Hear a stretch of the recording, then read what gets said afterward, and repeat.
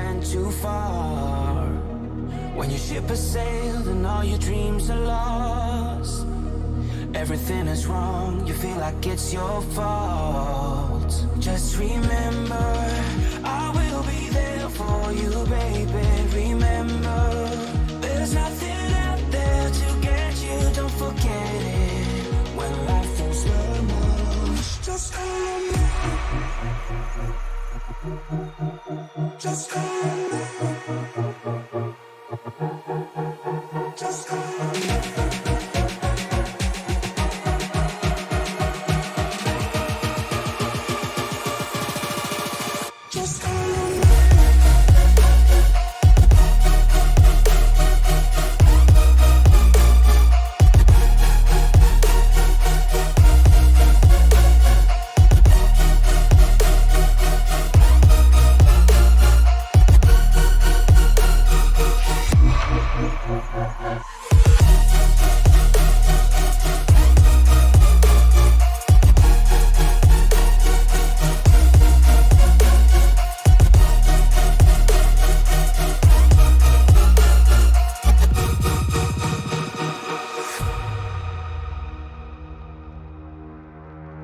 You're stronger now than you ever been.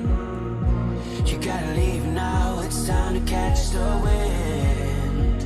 You will climb up high and look through the clouds, and when you're feeling low, I know you'll bounce back. Oh, and just remember, I will be there for you, baby. Remember, there's nothing out there to get you, don't forget it. When life throws lemons, just call on me. Just call on me. Just call on me.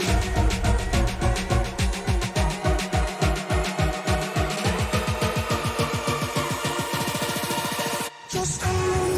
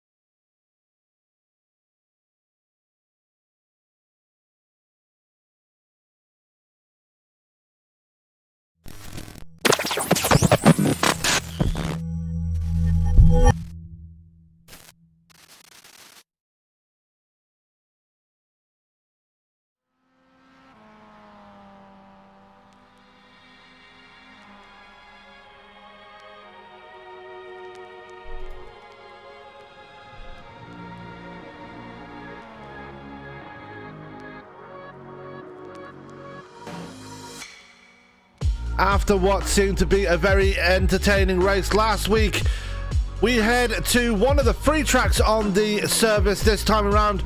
This time we are at Summit Point for the UK Sim Racing MX-5 Pro Series, and it should be a lot of fun around here. Lots of twists, lots of turns, and that very long front stretch really going to create a lot of drama here tonight. Good afternoon, good evening, good morning, good night, whatever, wherever you are. My name is Sam Cavenna here, filling in for Jake Sperry here for this one. And joining me in the booth is one man that's returning from last week at least, is Mr. Frank Marchese. Frank, you had a good lot of fun last week. It's going to get even more fun this time around. Yeah, it absolutely is. It's going to get a lot more fun when I figure out what language you tried to do that intro in. No idea. As well, Summit Point is, as you mentioned, it's one of the free circuits on the service. These MX-5s are also one of the free cars on the service. These cars get a lot of play on this racetrack, and you can tell everyone's here. Everybody has showed up for this event. We've got 23 drivers here, a mix of the classes, to see who can take the top spot in at least one of these 4 races today. And one glaring omission from this session so far, with about 2 minutes left, or just under 2 minutes left in the practice session, one Mr. Pete Newman, who won last 2 races last week, not here for this one here tonight. Yeah, no, so far it looks like he is not going to make it. He would be the 24th. So Newman, as you mentioned, having won 2 of the races last week, Vincenzo Amico in the number 78, winning the other 2 races over the course of last week. That's going to open up a lot of opportunity for drivers like Daniel Bristow, Dan Hunt, Cesare Rizzo even, to really try to make up some ground here today in the points. Absolutely. As practice about to get finished, we do have some new changes to the overlay here tonight for all 4 races in this event here tonight. Green for Pro, gold for AM, as they have it on their normal spreadsheet, so I thought I'd change it around. And we do have a nice little picture of the driver's car, so if you look at the name down there, you can actually see which car they are running. Gives you a nice little insight as to which car is which out on the track. So nice few little changes out for the our little overlay right now. We are live on the iRacing Live portal, so hello to everybody that is watching right now. Good to have you along for the ride. 4 races, for those that don't know, are on the menu for this one, and it's going to be 4 races of absolutely high-paced action. These cars are probably the slowest on the service, but they certainly don't show it in this series, Frank. There are a couple of slower cars on the circuit, but on the service. But when these guys put these cars out on these racetracks, they make these things seem like LMPs. These guys really know how to handle these cars and really show what they can do on a week-in, week-out basis. As practice is over, qualifying set to begin. Yep, and as usual, 15 minutes is the time for qualifying, and we are going to have wholesale people leaving pit road as it is open qualifying. And it's going to be Dan Bristow and the number 46 of Jamie Ayres leading them all out of pit road right now. And Bristow is a very unique case, especially after last week with all of the stalling that we had last week between session 1 and 2.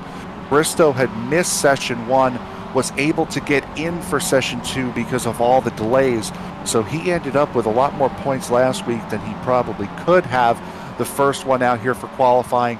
And also Jamie Ayres, after not being able to qualify last week, having to pit start in every single race last week as well, out here now. He's leading the line with Dan Hunt behind him.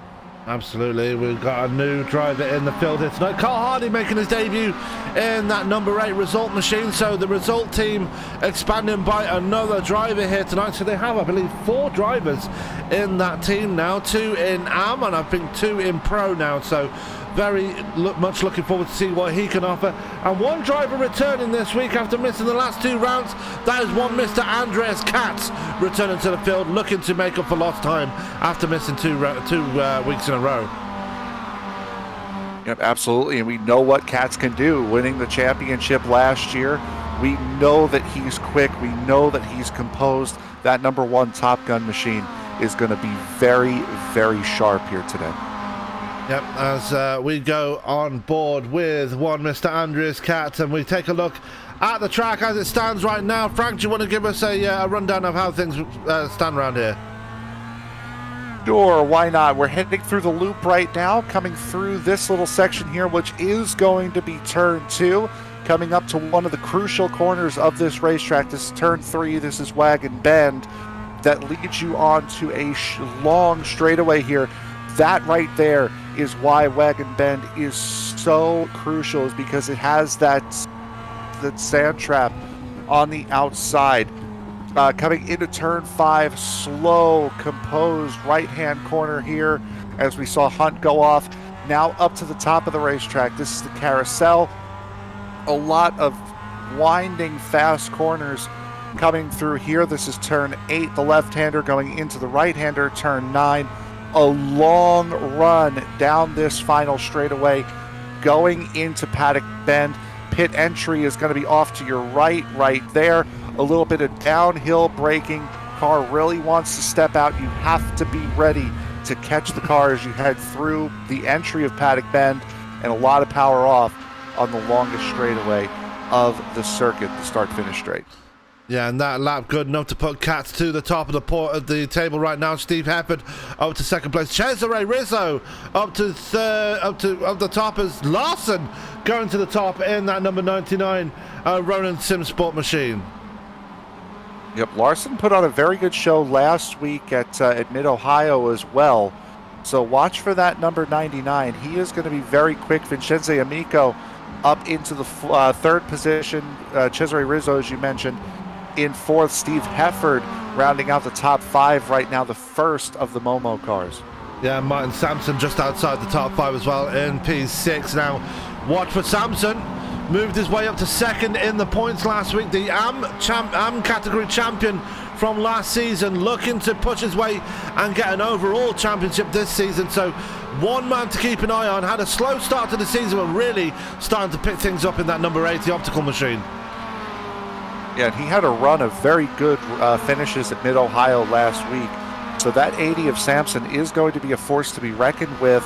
One of the guys that is very, very good at keeping the car on the track and getting success and getting positions that way. So Sampson here, watch for him to be really strong today. Yep, and whilst they're circulating around the track, Steve Hefford going to the top of the board. Let's take a look at your point standings as things stand right now, as there are a couple of graphical issues right there. We're going to take a look at it anyway. Dan Hunt, your points leader coming into today, and we've just mentioned Martin Sampson in second, Roy Baker in third, Cesare Rizzo in fourth. Then you've got Steve Hefford, Ralph Cullinan, Jamie Ayres, Mark Lutz, Andy Maxwell and Peter Van Gool rounding out your top 10. Andreas Katz coming in tonight, almost half the points behind Daniel Hunt, and is in 19th place in the championship. He's got a lot of making up to do here today. Yeah, and that goes back to missing these last couple of weeks. So Katz has lost out on a very large amount of points. Meanwhile, Hunt has been in contention for wins. Sampson has as well. Rizzo, same thing. So there's a lot of moving and shaking still left to be done in this season, working round 5. But that has really put Katz behind the 8 ball if he wants to repeat as champion. Kat's going to bring you down pit road as we're going to bring you the team points. Actually, we're going to bring you the AM category championship right now, and it's Ralph Cullinan at the top by just 52 points. Now that sounds like a lot to some people, but it's not a lot when we have 4 races per event here in this series. So Maxwell not too far behind in second. Alan Toon, third place in the AM category.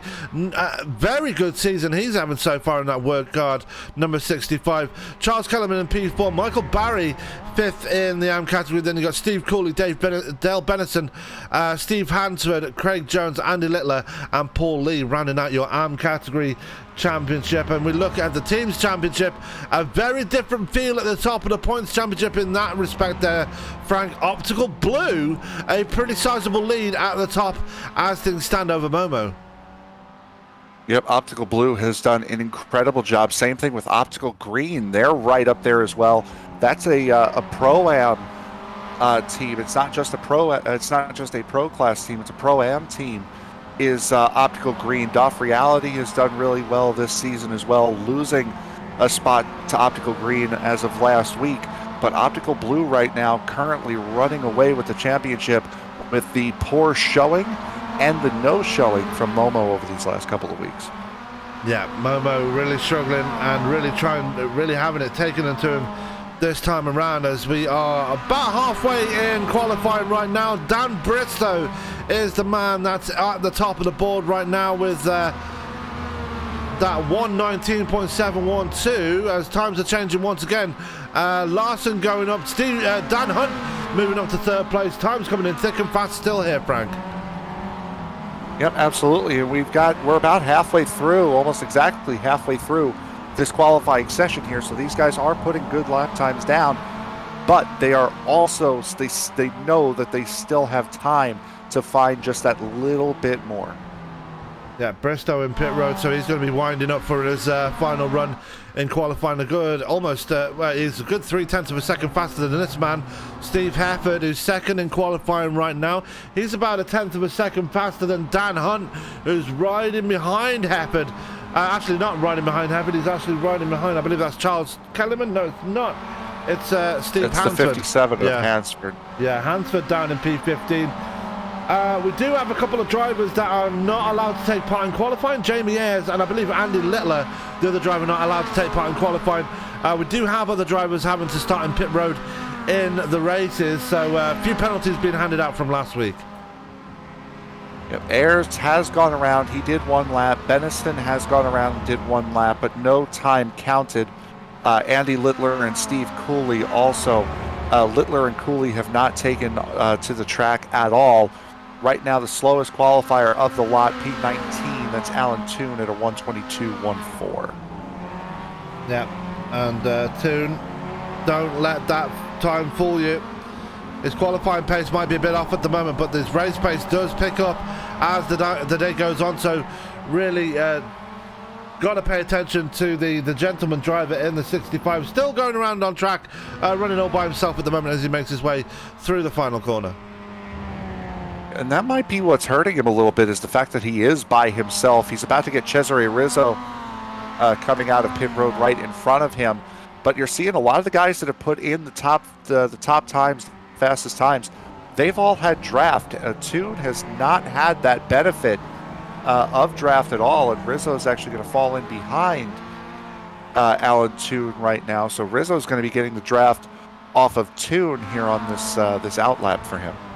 Yep, so Rizzo going to be looking to pick up some more time. He was up in the top 5 for a long while, but now dropped to P7 in qualifying after much faster times by the people in front of him. Amico and Larson, the two Ronin Sinsport cars, currently occupying 5th and 6th. They're both back in pit road again, so they're going to be winding up for one final run as well, as Rizzo backs off the tail of Alan Toon. Actually, Rizzo going to spin coming through the left-hander. Backs off completely as he goes through, lights up those rear tires, does Rizzo. And that's one of the things about these cars, being rear wheel braking on cold tires. These things are incredibly difficult to try to handle. That they are, but Rizzo getting up and going. He's in a Top Gun sandwich though right now, as he's going to be looking to try and get a decent time in and really jump in the curves there, coming through that right-hander, coming down the hill towards the final corner on the track. As we look a bit ahead, Martin Sampson, you've got to be thinking Andreas Katz is going to be using Sampson as a bit of a pick here to try and get an even faster time than he has already. Or maybe not. And Sampson ducks off. Yeah, Sampson ducks off, and he's taking the scenic route back into the paddock. As so this line right here, Katz, Hefford, Rizzo, and that's Mark Lutz there in the 333. This is a pretty good order for these guys. I don't think anyone's going to be holding anybody up here in this train. No, they won't, as Katz is able to get away from Hefford at the moment. Dan Hunt just bringing it pit side as well. He is going to probably get a run in if he can make it back out of pit road in time, as Bristow not able to set a representative lap time right now with a 1:23.134, so nobody really able to improve in this late stage of qualifying at the moment. Not quite yet. We just, I don't know if you saw it there, but Steve Hefford had gone off going through Wagon Bend there, and that's going to be a point of emphasis all night long. That corner is Daniel Bristow heading right through there now. You can push through there, but if you push a little too hard and you end up in that gravel trap, that back end will snap around before you have a chance to recognize what's going on. That's true. As we're looking at Bristow, just ahead of his optical green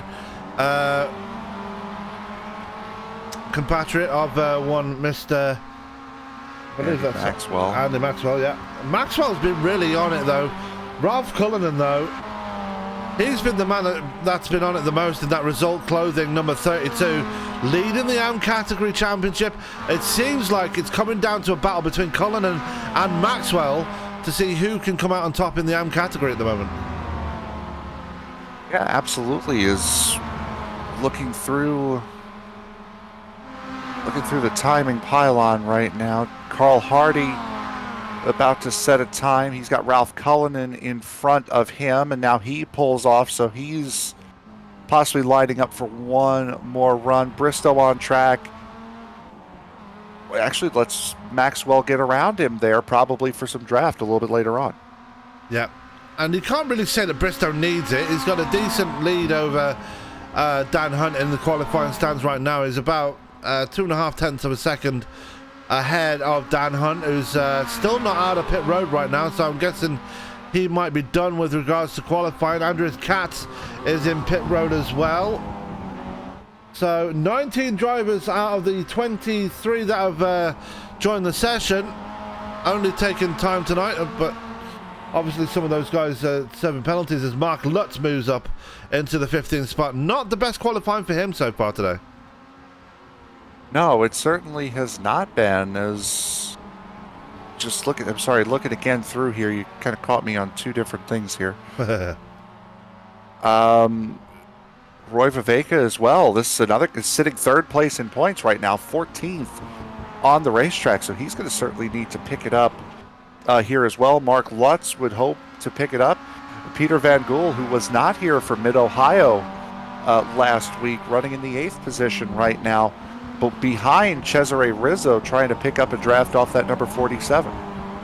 Yep, time ticking down now. Qualifying almost over here at Summit Point, and Van Gool will be looking to pick up the best draft he can possible. Not quite close enough to pick up a decent draft, but still close enough to pick up something as he makes his way through that tight and twisty section of the track. Gets a bit sideways coming through the right-hander down towards the final turn. Now he's going to make that big run now to that final lap, for that final lap, and get that decent timing as looks like Anthony Larson deposing his own teammate there, moving on to P5.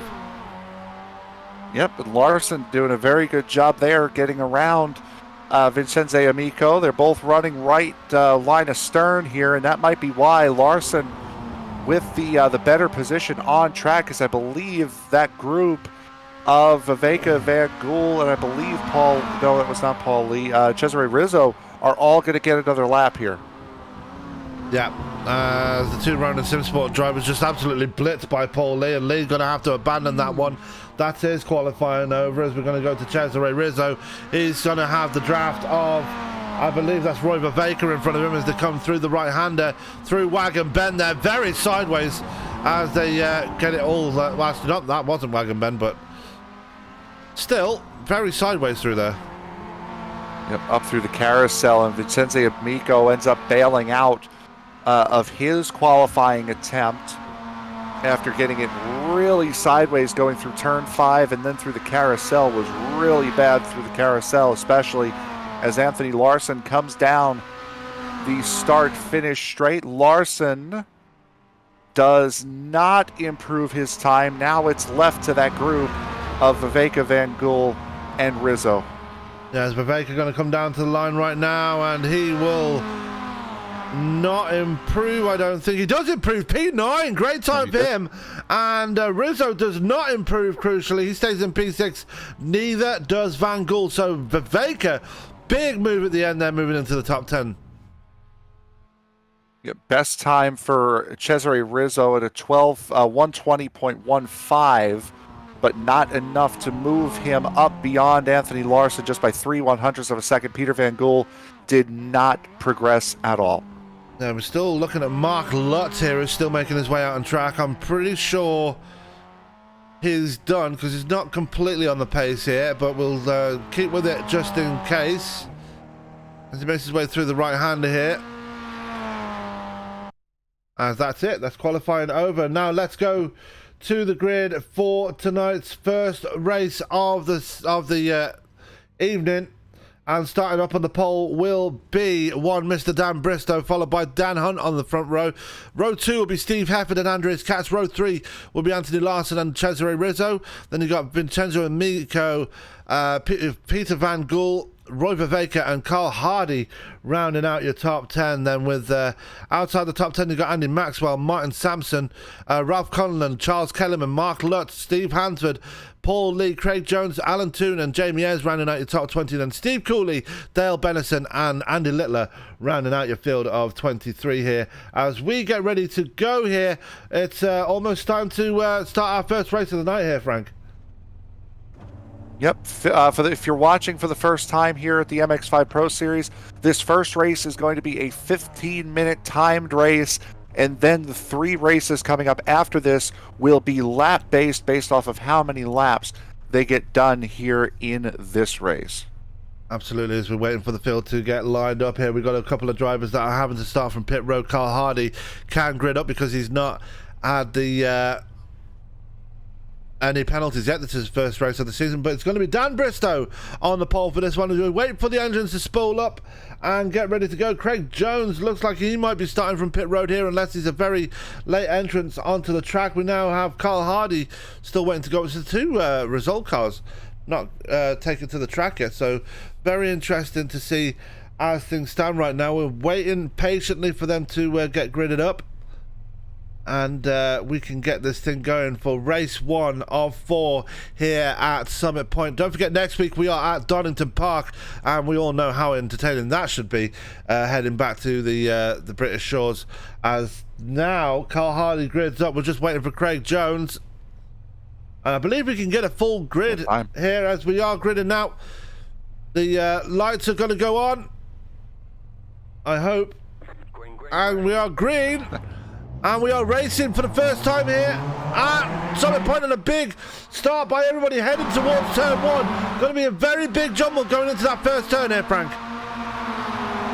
Yep, absolutely. Roy Viveka did not get a good start at all as Hunt and Bristow go side by side going into turn 1. Bristow has the advantage with the track to his inside.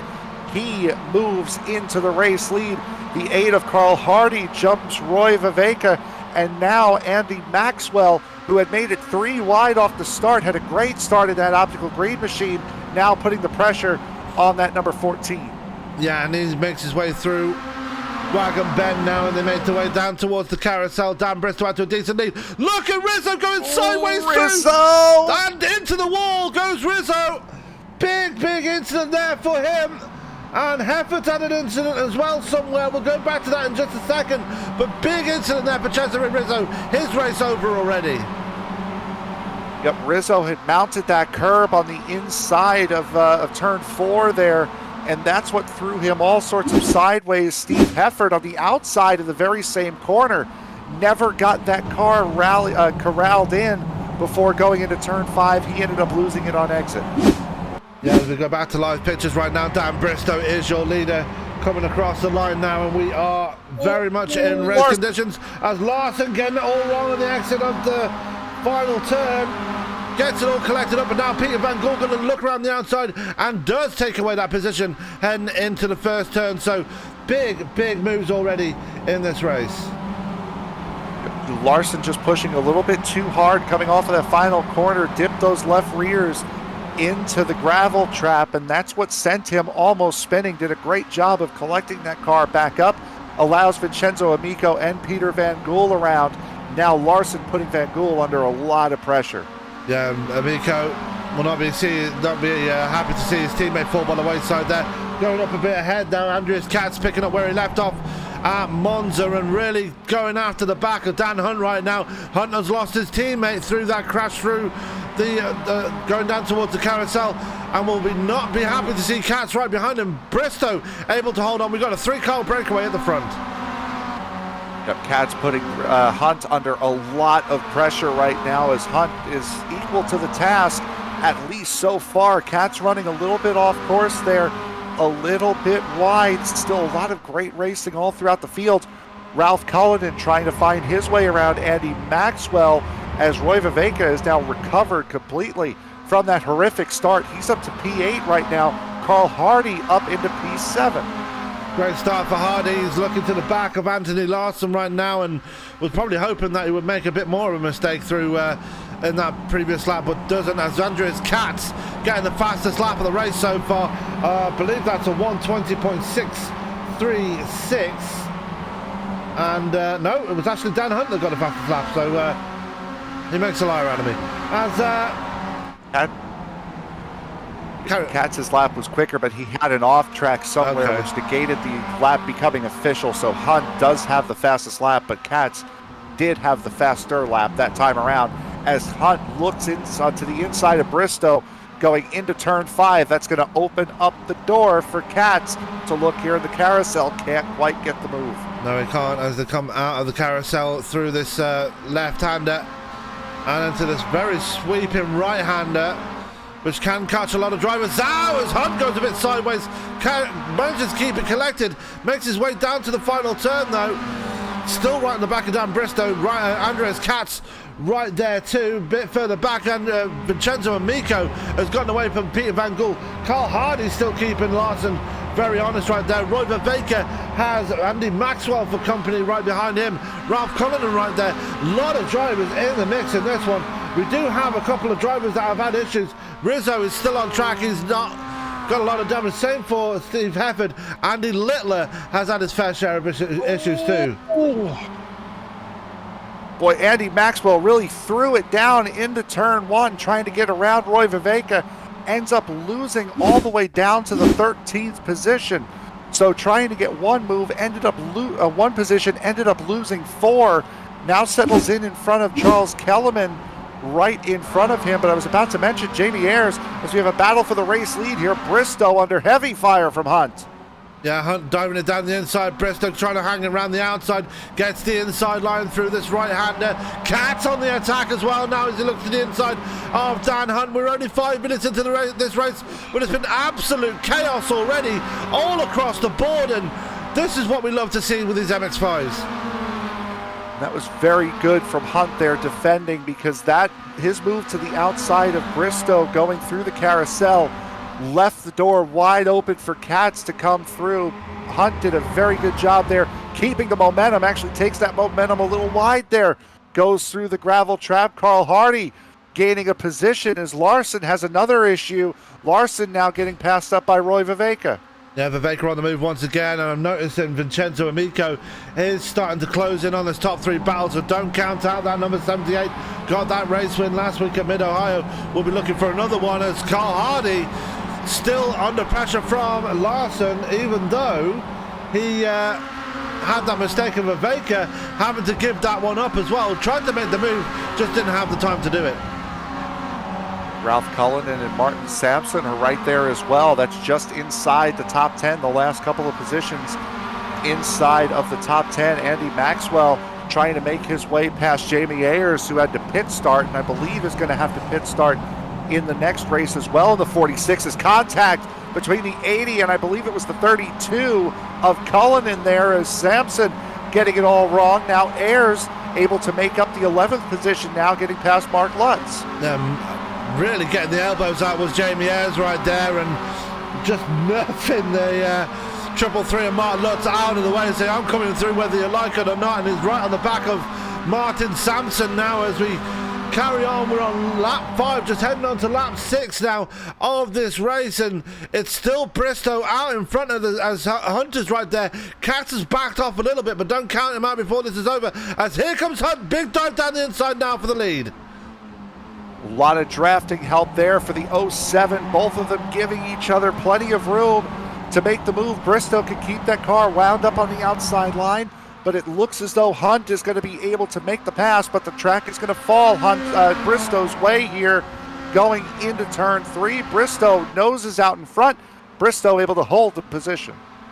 Yeah, and Hunt's still hungry for it. And here comes Katz once again on the attack, and he wants to get that second place away, possibly the lead away, as he looks around the outside through the carousel. Can he hold on to it? The answer is no. Hunt able to hold on, gets the inside line through the second part, and now going to be looking for second place on the exit. Does he get it? No, it's going to fall to Hunt again with the trap position is there, as Katz getting the better run out of there. Does get it done on the outside. Great move. What a move by Katz, as Hunt's attack on Bristow is what opened up that move, but Hunt not done with Katz just yet. Making a little bit of a look going into turn 10, decides to fall in behind him. He's going to try to use that draft, but gets a lot more of the gravel trap this time, completely killing the run of the 07.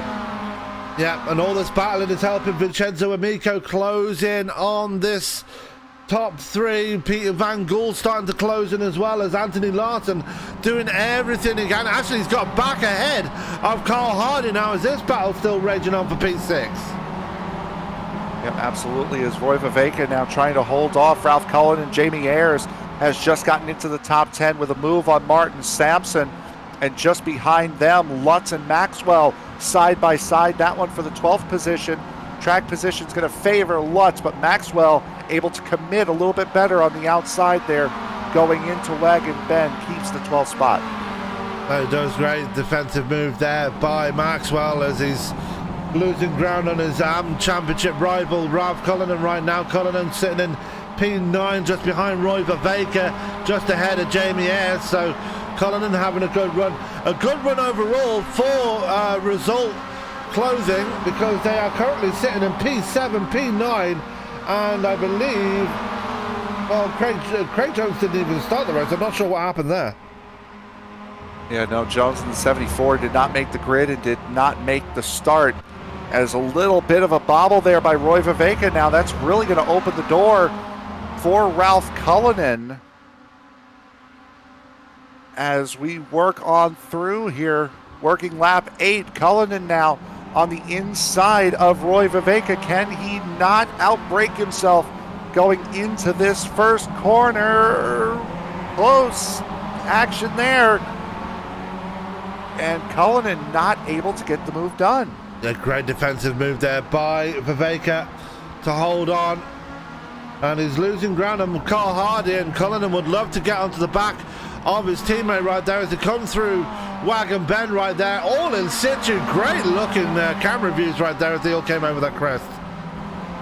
Yep, absolutely. Is Larson leading this group here? Carl Hardy, a little bit of contact there between Cullinan and Viveka right at the middle of this group. Up front though, Bristow is becoming under increasing pressure from Andreas Katz, as we've got just about 4 minutes left here in this first race. Yeah, and we're on lap 8, so it's a very short lap around here as they come through the final turn. Very wide there by Dan Bristow. That might give Katz a bit of an opportunity here as they come down towards turn 1. He's going to get a big run here, so expect him to make a move into this corner. He's taking a look. Is he going to make the dive? The answer is yes. You know he's going to make the dive in towards turn 1. Kind of outbreaks himself though. Almost contact between the 1 and the 12. Yeah, Bristow though, he's been able to hold off on this same exact defense here a couple of times from Dan Hunt. Katz does not have the position going into Wagon Bend here at turn 3. Katz is going to stick it to the outside. Bristow able to make the defense, and now it's deja vu, but the roles are reversed now because of that move. That's put Hunt in a good position to try to fire back on Katz. Looks around the outside through the carousel, doesn't quite have the momentum through there as Katz able to hold on. Bristow just can breathe a sigh of relief now as he holds on. Larson, big off. Yeah, big off for Larson. And he's lost the wheel, pretty much lost the wheel there, almost. Lost the right side entirely there in that number 99. He had a big moment there going down into turn 5. Oh, it might have been a contact between him and... Yep, definitely was. Him and Hardy. And it looked like Jamie Ayres went off as well and trying to avoid that. So Ayres not getting in a bit of trouble. He comes back on track right in front of Mark Lutz, and Ayres falling outside the top 10 after all that progress he made at the start. Yep, and Larson now tried to get it back, ends up having to tow, so he's in that 22nd position now. Cesare Rizzo still on the lead lap, by the way, after his first lap incident, so Rizzo is still eligible if we do get the full field reversal, as Andreas Katz right now trying to set up a last-minute move on Daniel Bristow right now. Yeah, and can he get it as they make their way in towards the carousel? That big sweeping right-hander now into the carousel. Very close between the three of them. Oh, that was very scary for Dan Hunt right there. Gets it collected up though. Yep, back end came around big time, and now Couple of offs here as Cullinan is going to jump up into the 6th position. Roy Vivenka off, as well as Carl Hardy going into turn 5. Big incidents going on in the late stages of this race, and you got to expect it's very much on between a lot of these drivers, and we're seeing a lot of aggressive moves being made. Carl Hardy probably not happy with how things went just there, but that's the nature of this series. It's just absolute chaos, and we love it. Yep, absolutely, and I think we're going to have 2 laps to go as Katz side by side right now with Bristow for the race lead. Bristow really able to hang it in there on the outside line. Katz jumping the curb just a little bit on the inside line. Once again, though, track's going to fall in favor to Bristow.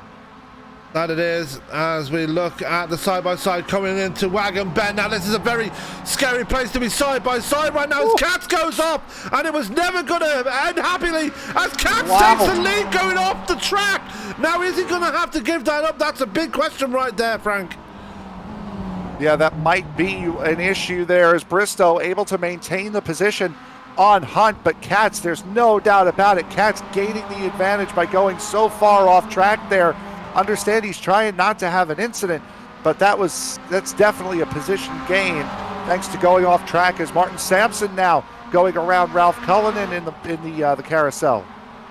Yeah. And if this was last season, Sampson would be happy with that one because that would be for arm honours. But Sampson is second in points and would not be happy to be seeing his championship rival Dan Hunt all the way up there in 3rd place, battling for the leaders. Here comes Dan Bristow looking for P1. And Bristow's got the line he wants. He's got that outside line. White flag is in the air. Now Hunt trying to make a move. A little bit of contact between Hunt and Katz. Both of them keep it straight, though, as Katz still somehow in a position to challenge Bristow, but Bristow is clear going through 1. Yeah, and Katz getting an off track for that one as well. So Katz just in the wars at the end there, but this 3-car breakaway is going to be how it is. Coming to the checkered flag here. Bristow in control. Katz in second. Hunt wants it as well. He's right there for this race win as they come out of Wagon Bend. Now the sweeping right-hander down towards the carousel. Now a big jump over the curbs there by Andres Katz. Still very much close to him. Going to be side by side coming through this very tight and twisted section, and who's going to get the advantage? It's whoever's out in front after this section pretty much going to be in control of the checkered flag here, Frank. Yep, as it's Katz is all over the back end of Bristow going through the carousel, now heading to Paddock Bend down the final corner here. That's Katz looking to the outside of Dan Bristow. Bristow's going to throw it in on the inside. Gets clear coming out of turn 10.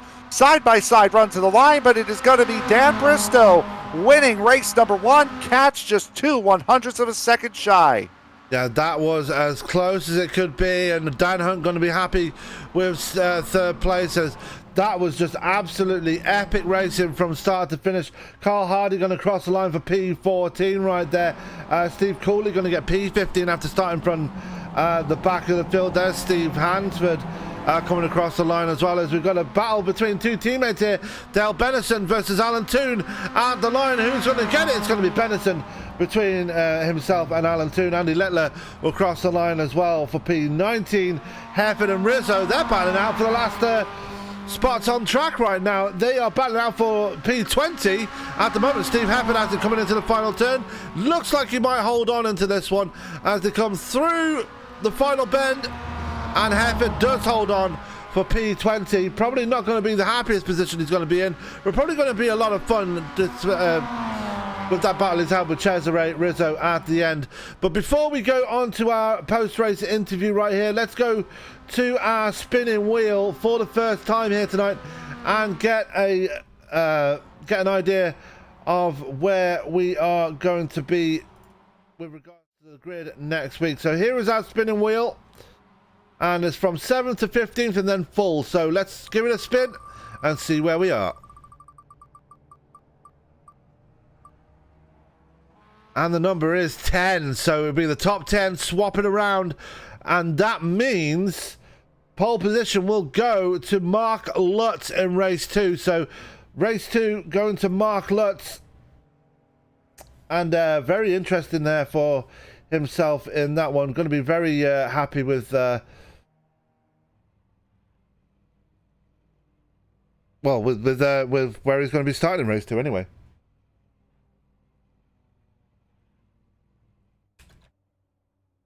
As we are going to go to our interview, and we're going to bring in one Mr. Dan Bristow, I think, for this race, for his race win, as we're going to try and find him right now. As we're bringing him down right now. Dan Bristow, you got a copy there, sir? Hello, Dan Bristow? Oh. Looks like we're not going to get an interview with Bristow. Let's have a word with one Mr. Dan Hunt, if I can find him. As we get ready to go to the next session. We will go to the next session in just a second. I'm trying to find it, but it's not working. There he is. As we're going to find Dan Hunt right now. And Dan, you got a copy? Hi there. Second place here, well, third place here in the first race. You tried everything you could to get around Cat and Bristow. Just didn't work out for you there. Still third place on the podium, though. Yeah, I'll accept that. It's only a few points behind, but yeah, a bit frustrating that race. Yeah, it's very difficult to pass around here. Really, the only place you can make a pass is through turn 1. You got to think, yeah, that's the only place you can pass around at some point, right? I think my one chance was when I was behind Dan and Cats came across the track a little bit, and we had contact, and I had to back out of that. I think that was my chance, and it was gone after that. But oh well, hopefully better results next race. Yeah, we just got number 10 on the wheel. That means you're going to be starting in P8 in race 2. Going to be looking to make up some spots in the second race. Yeah, definitely. I think we could get to the front from there. So. All right, and before fingers crossed. Absolutely, yeah. Going to be looking forward to that one. But anyway, before I let you go and get ready for race 2, anybody you'd like to give a shout out to for yourself? Thanks to Sim Racing Studios and Doff Reality. Great companies. Go check them out. All right, Dan. Well, congratulations on third step of the podium in race 1. Go get ready for race 2, and we'll hopefully speak to you later. Thanks, guys. Cheers.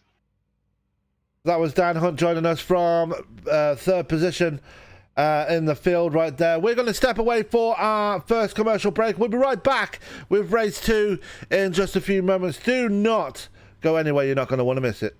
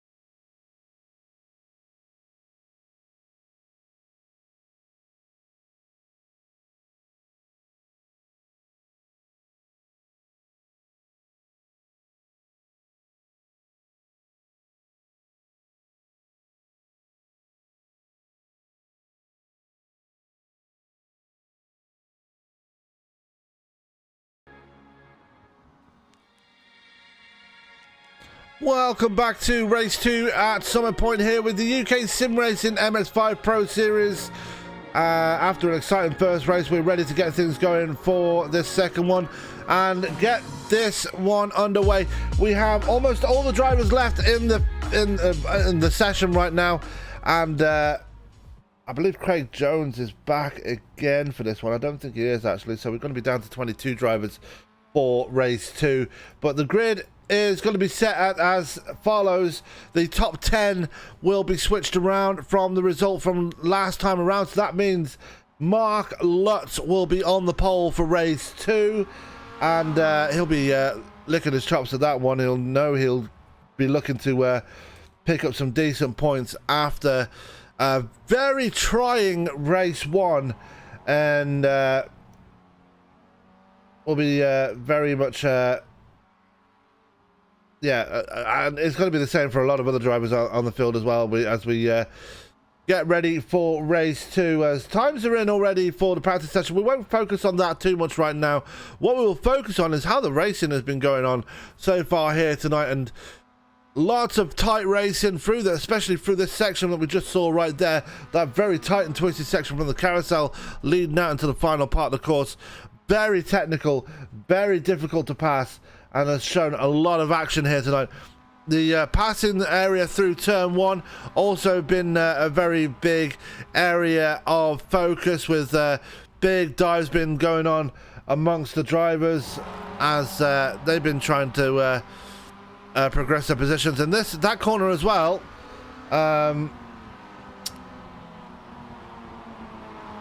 Wooden Bend is very, very interesting. You try it's like Eau Rouge, so to speak, Eau Rouge and Radion.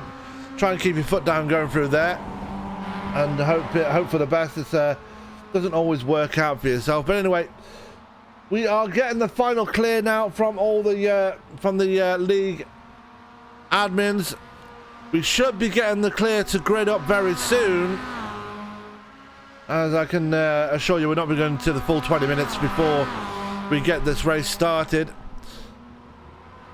Just to let you know that my name is Sam Cooper here, filling in for one Mr. Jake Sperry this week, and in the booth with me is Frank Marchese, who stepped away for just a minute just to do some things IRL, so we'll have him back very soon, but definitely looking forward to how things turn out in race 2, and can the drivers that have been pushed back a bit further, and the drivers that had to fall back due to incidents during the race, like Cesare Rizzo and Steve Hefford, can they make progress for the field and get their way to the front? We'll find out as this race progresses. Definitely going to be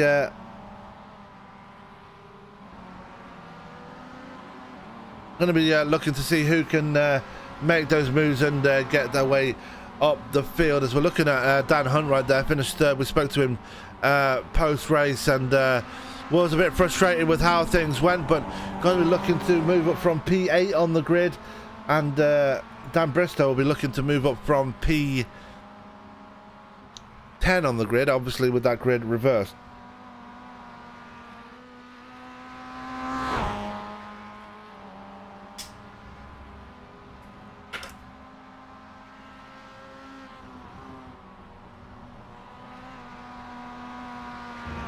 So, as I already mentioned, we're just waiting for the final clear from the race admins to get the clear to grid up, and we can get them off in anger in the second race. So just bear with us. We are getting ready, getting the final drivers in.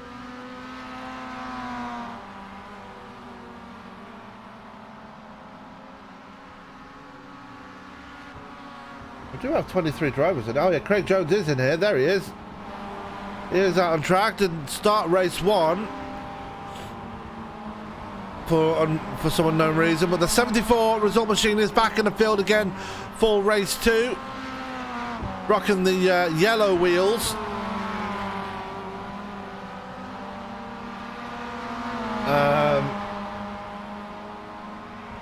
I believe Conlon's running the green wheels. No, he's not. He's running the the silver wheels. I believe that's Littler that's got the green wheels on his car. Yes, it is. Running in lockstep with Craig Jones right now. Is still waiting for the all clear to get going.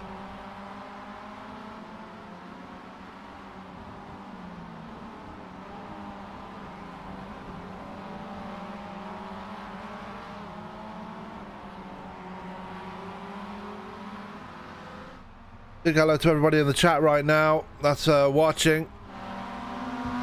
Mick Barry, who couldn't be here tonight, Pete Newman, that couldn't be here tonight. Hopefully we can see you back next week for Donington Park. Definitely going to be a very interesting race for that one.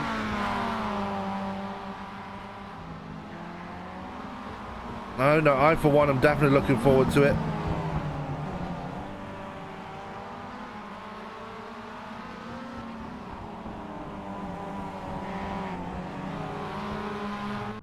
As they do get the all clear. And that means we are ready to go racing right now. And let's take a look at your grid for race 2. Starting up on the pole will be Martin Lutz, followed by Andy Maxwell. Then you got Jamie Ayres, Ralph Cullinan, Martin Sampson, Peter Van Gool, and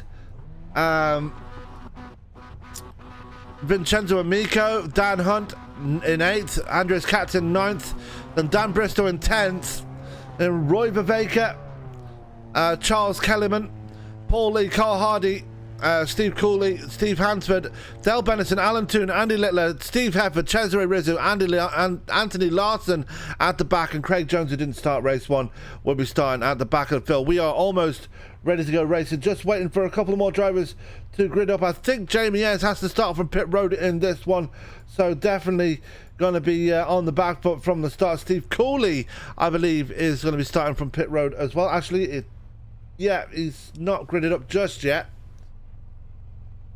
As we get ready to go, we are gridded up, we are racing right now as the engines go on, the lights go on, the lights are about to go off around about now, and we are racing here for race 2 at Summit Point, and already some slow starters at the back there as we head down towards turn 1 for the first time in race 2. Who's going to come out on top in this one? As it looks like it's going to be Lutz going to have the inside line, Maxwell going to have the outside. Big break in there from Peter Van Gool. Here comes Martin Sampson to the inside as we look back a bit further for the field. Everybody just getting themselves collected. You got Larson around the outside there through the through turn 1 as they're coming through Wooden Bend. And Van Gool going off through there as there goes Lutz to the inside down towards the carousel. Maxwell in 2nd, Sampson in 3rd, Cullinan up to 4th, Dan Hunt, great start for him, up to P5 from P8, Dan Bristow only up to P6, and Bristow's around, contact with Amico, and Bristow is in trouble right here, and we've got another one around. That's another one of the result cars, didn't quite see who that was. I think that was Carl Hardy that went around. Let's take another look and see what happened here. It was Hardy. Cooley had a crash as well. Let's take a look and see what happened to him. And he was all by himself when this happened. Just lost the back end. So he got in a bit of trouble. Jamie Ayres having to avoid him. Welcome back, Frank. A bit of a chaotic start for this one. Yeah, I could see that. Paul Lees was around backwards coming out of the final corner. Meanwhile, up towards the front, that's Martin Sampson trying to work his way up. Dan Hunt as well trying to work his way through this little bit of a group here. Maxwell and Lutz right now leading away. Dan Hunt up to P4 from P8, and he's a hungry man. He said he was frustrated after the finishing 3rd in race 1. He's got a championship rival right in front of him, and then 2 drivers that he might feel that he'll have an advantage over ahead of Sampson. So looking good for Dan Hunt so far. Ralph Cullinan is going to be Hunt's best friend because Vincenzo Amico won 2 of the races last week. Andreas Katz finished 2nd here just a second ago. So right now that 32 is going to be the 07's best friend, as it looks like Vincenzo Amico coming out of turn 9 is going to be able to make the move going down into Paddock Bend. Can Cullinan hold around the outside? He can, but it looks like Amico just a little too early on the throttle there. Not going to be able to make the clear pass as Hunt now goes after Sampson. Yeah. 1 and 2 in the standings coming into tonight, and here he goes. Hunt with a big dive on Martin Sampson, and very good move there from 8th to 3rd. Not the biggest mover on the track right now. Craig Jones is starting at the back of the field from P23 to P13. Great start for that number 74 result driver. And that's big, especially with Jones having missed that first race, and that pass on Sampson could not have come at a better time because both Amico and Katz got around Ralph Cullinan there. Hunt has also put the pass on Andy Maxwell. Maxwell falls down to 4th. Sampson back up into a podium spot, and now all Hunt has to do is track down Mark Lutz, which he's basically already done. But he does have to worry, though, because that 333 is the teammate of the 1 looking to help out a little bit. Yeah, and Andrews Katz is starting to make his way through the field as well as Dan Bristow. We're going to get an update on him. Had that spin with the contact from Vincenzo Amico on lap 1. He's already working on the back. Adele Benison now working his way up to P12, it looks like, as he comes down towards the final turn. Doesn't get the move done on Benison right now. Benison just able to hold on for now as Hunt looks for the lead going into turn 1 side by side. Yep, and Hunt right there for that race lead. The 78 of Vincenzo Amico makes a big dive on Andy Maxwell just behind him. So Hunt now still not quite able to get that move done, but I don't think he'll have a problem going through turn 3. He does not. Lutz backs off, gives him the position. Hunt to the point. Meanwhile, Vincenzo and Maxwell battling side by side. A little bit of an off there for Amico. That allows Katz right back into this battle, and Maxwell has lost out on 3 spots. Look at the move by Katz going into 5. Big dive going into the carousel and gets it done very nicely there for the reigning champion up to P4. Great move for him, but it's advantage Dan Hunt right now. He has the lead after the carousel and is pulling away already. Peter Van Gool right now all over Andy Maxwell. We've been talking about Andreas Katz missing the last couple of weeks. Peter Van Gool has done the same, so that number 39 Momo car certainly looking to gain back some of the points that he has lost, which is why these two are running so aggressively. Bristow has finally made the move on Benison. He's also gotten past Steve Hansford in the number 57, as Benison now trying to hold on from Craig Jones and Carl Hardy as the 8 starts to work his way through the field. Yeah, and Hardy went for a spin on lap 1 as well, and he's looking for the inside of Benison as he comes down towards turn 1. Probably not going to have the momentum to do it, but he's going to dive it in there anyway and go for the position. And still side by side with Benison as Hardy just really going for it now. Hardy switched from the 8 to the 16 as well, I've noticed. So that's Carl Hardy in the 16 running behind Benison, as Lutz and Katz now side by side going into turn 5. The same spot that Katz made the pass on Amico is where Katz gets back onto the podium, and Amico trying to find the outside through the carousel. Does not quite work, as Lutz now trying to play rear gunner. Yeah, and Amico going to find it difficult to get around that 333 as they come through the final part of this course. Sampson running very wide. Yep, there was a big off there for Sampson. Kills a lot of his momentum. He could gain it back, though, here through Paddock Bend here at turn 10. Looks good. Katz not really gaining much coming down this far down the straightaway. Not at all. As here they come down towards turn 1. Hunt out to a decent lead. Here comes Amico. Big move on. Lutz right now does take a look but doesn't quite get it done. Cullinan still hanging on right behind them as well. The AM category championship leader really putting on another great show here today. Yeah, and that was a strategy call there by Amico, trying to at least make Lutz think about a move and possibly get him to mix up the braking zone. And now Amico all over Lutz as they head into turn 4. Track is going to fall into Vincenzo's favor here in turn 5, and he'll make the pass on Lutz is now Cullinan trying to capitalize on that move. As Cullinan going around the outside of Lutz through the carousel. They might have the line, but Lutz able to hold on for now. Van Gool very aggressive coming out of the carousel right now, and he's looking to pick up a position on Maxwell, but Maxwell looking very feisty there as well, and catching up to these guys as well as Roy Viveka. Don't count him out, and Charles Kellerman, ever the quiet man every time we come to a race. Still right there, just on the last spot of the top 10, and a good 3 seconds ahead of Dan Bristow. But at the front right now, we've got a battle here for second places. Here comes Andreas Katz on Samson. It was just about to mention Roy Viveka as well, as there goes Van Gool looking for a move to the outside of Maxwell, big into the first braking zone. The 32 of Cullinan was trying to make a move on Lutz at the same time. Meanwhile, Samson trying to hold off Andreas Katz. Yeah, and Katz looking very feisty as well. He missed out on a race win in race 1 as well. Be looking for a race win as well. He needs to get around Samson if he wants to get to the back of Dan Hunt, who's sprinting away at the front, side by side, coming down in towards turn 5 now. Katz with the big dive. Samson just can't do anything about it. Katz just sails on by. That has been Katz's move right there, is to set up and turn, coming out of 3, go through 4, and then make the pass on the inside of turn 5. That has been his move this entire race. Meanwhile, Peter Van Gool still cannot get around Andy Maxwell. Meanwhile, Roy Viveka now has Charles Kellerman for company as well.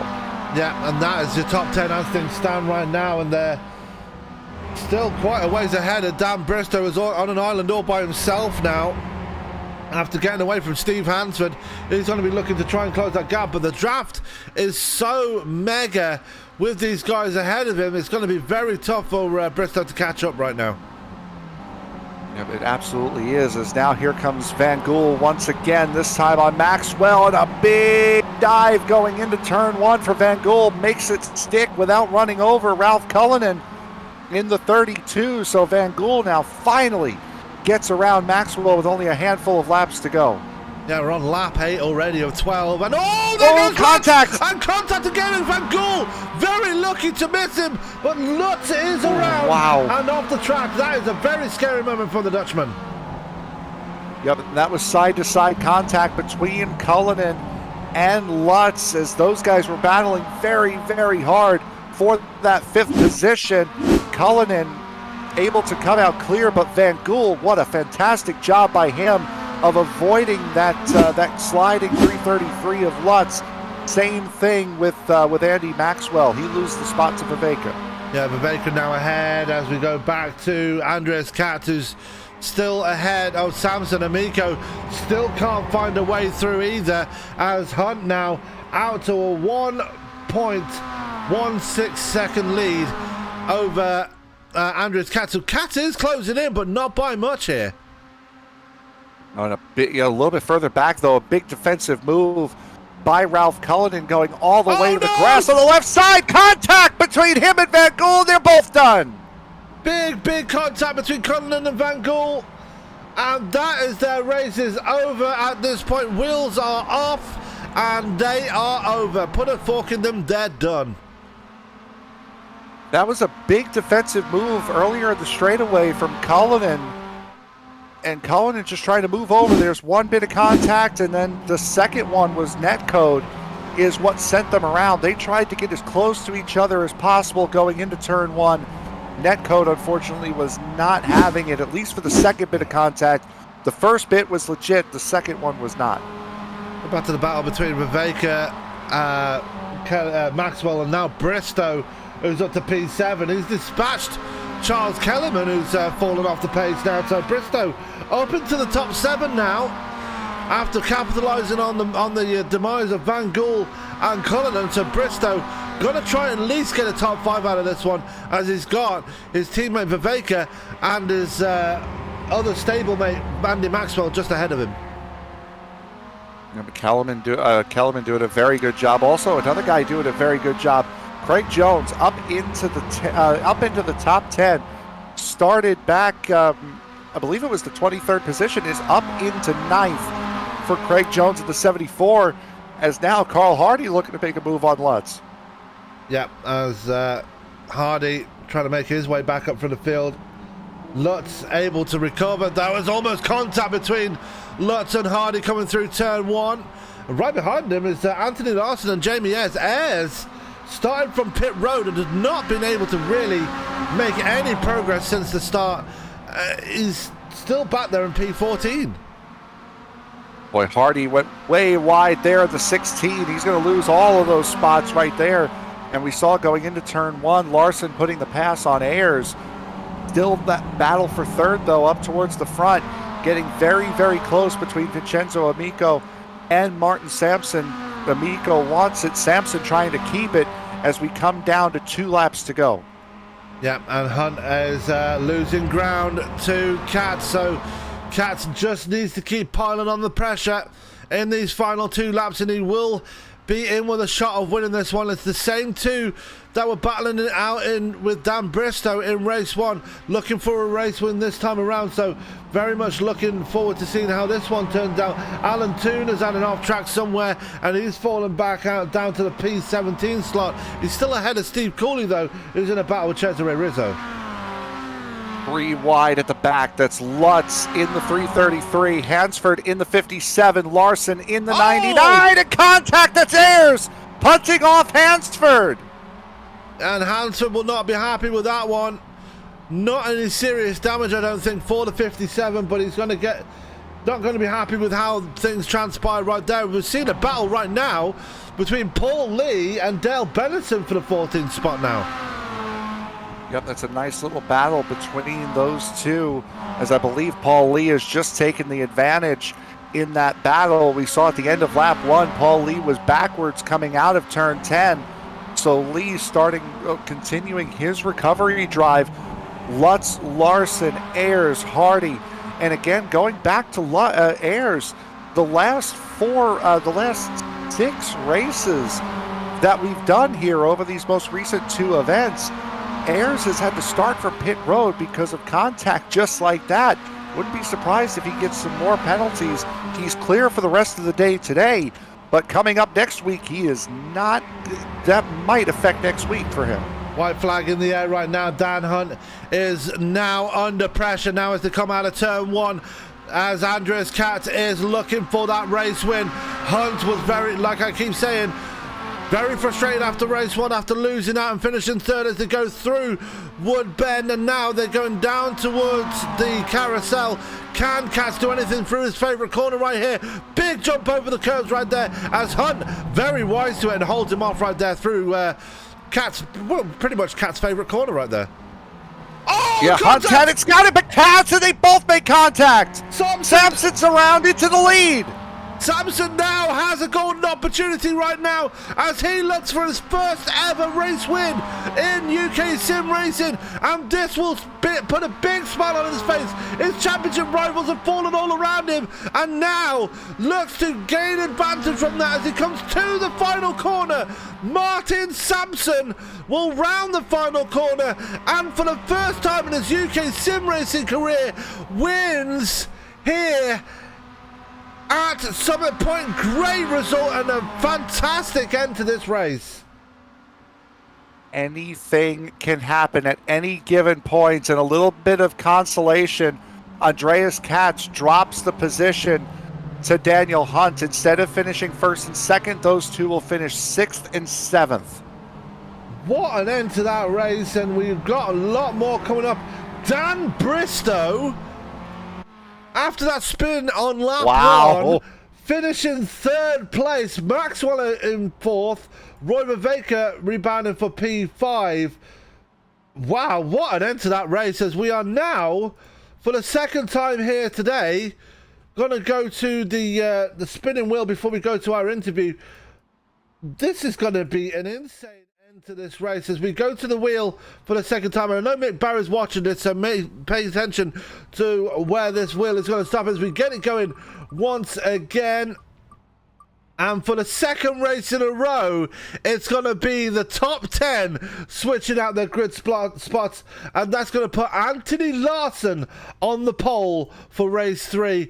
A fantastic end to race 2, and we've got more excitement coming in race 3. Let's go to an interview right now as we're going to bring in the newest race winner in the league, and we're going to bring in the race winner, Martin Sampson. And Martin, I believe that's your first ever race win in UK sim racing.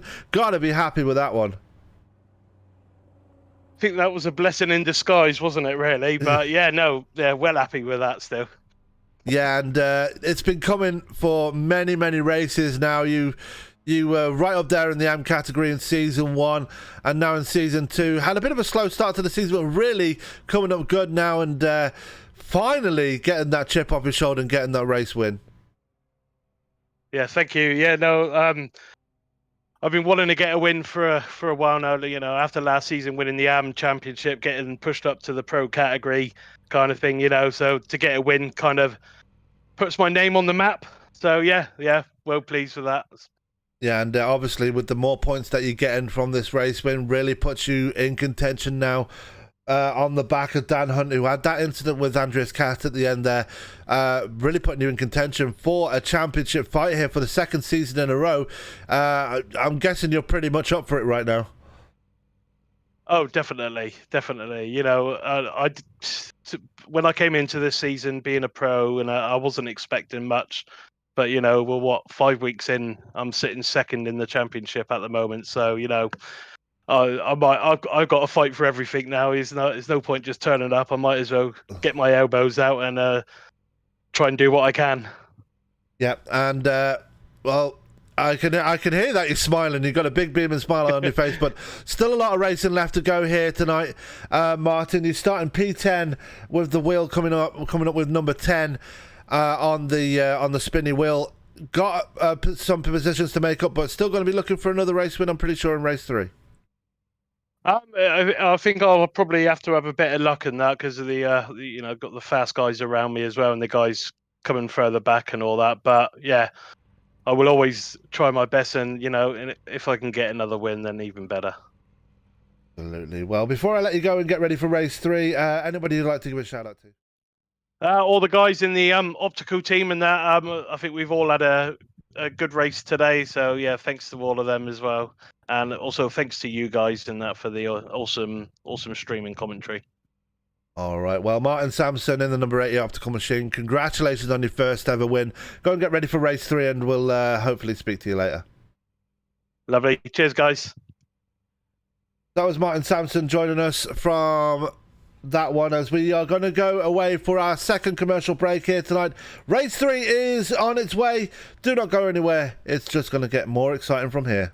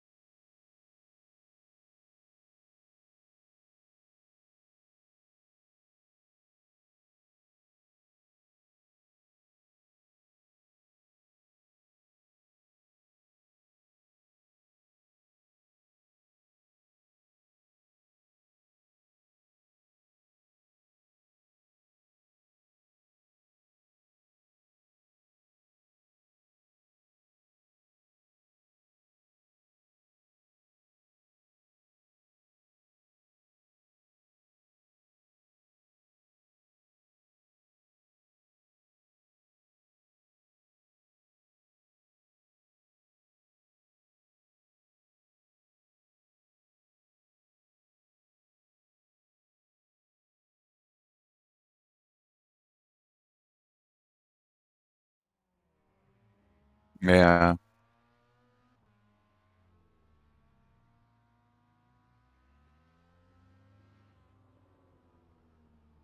Mhm.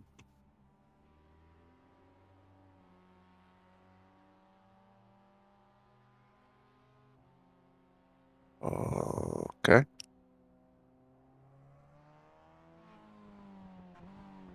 Yeah, I don't know. What's he gonna run, the Porsche or the Audi? Ooh, I have the Audi. I'll be seeing him on Sunday, on Wednesday. So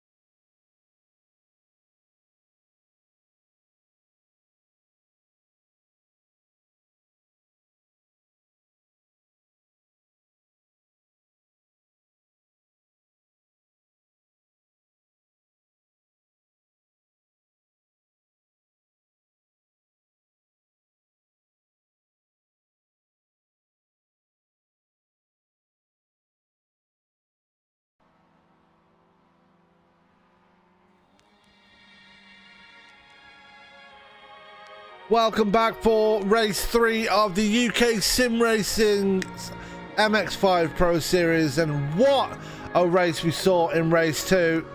Looking forward to more in race 3, and it's very much the same as what we saw last time at the end of race 1, well, beginning of race 2, start of race 3.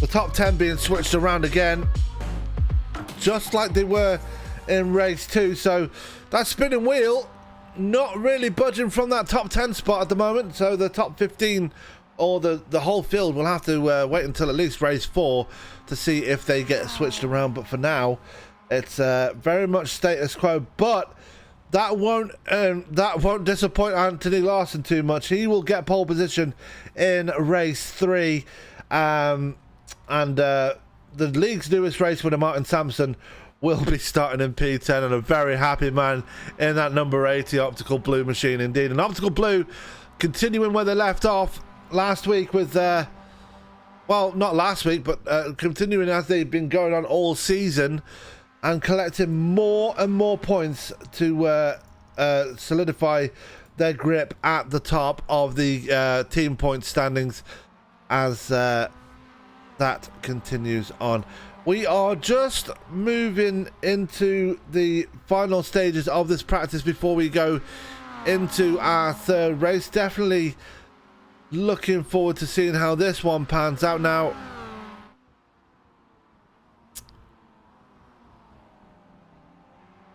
it's going to be up to the Momo cars to see if they can actually make some progress here. They've struggled all evening long with Hereford being stuck at the back, Van Gool retiring, and Ayres not really being able to make any progress during the race. So a terrible, terrible event for Momo so far. Result have had a good night tonight. Optical Green have had a very good night tonight so far. As well, Steve Hansford will probably tell you otherwise because he was punted out near the end. But it's all been Optical Blue tonight. They have been absolutely on it. Doff Reality have been on it as well. They've been really showing up for this one here tonight, and we'll be looking to do the same for race 3 again.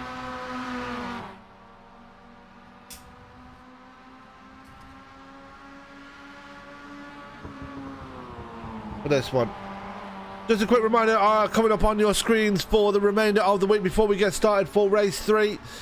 Looking ahead to the rest of the night tonight, you can join Ryan Williams and I believe I think Ben Bruno might be there tonight for the Western States Racing League as they head to Texas for the second round of their series. And then tomorrow night we have another double dip for you as the Endurance for Amateur Series heads to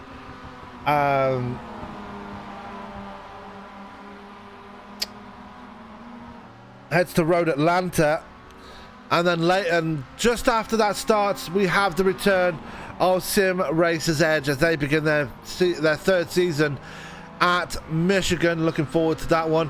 Thursday we have the return of the TNT Truck Series, brought to you by USRA and sponsored by Tickle Zombie.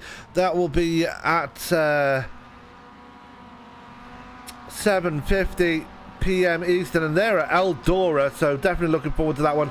And then on Saturday we have the return of the E-Formula Series as they head to the Circuit Gilles Villeneuve in Montreal for the next round of their season. You can join myself and Frank Marchese in the booth for that one. But for now, we are focused on the UK sim racing. We are focused on those MX-5s, and we are almost ready to get going for race 3 in this one. Very much looking forward to see how this one pans out. A lot of people putting times on the board, just getting those laps in before we get going, but we are pretty much ready to go. Dan Bristow just joining the session right there.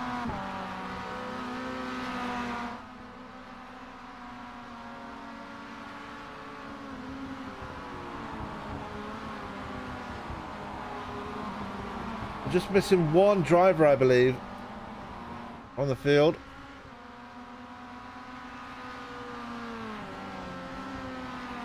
I believe that might be Peter Van Gool that's missing for the third race. Not showing up just yet, so we're waiting on Peter Van Gool to get into the session, and we can get racing. But Van Gool very unhappy after the incident that took him out of race 3. I think it was a collision with Ralph Cullinan.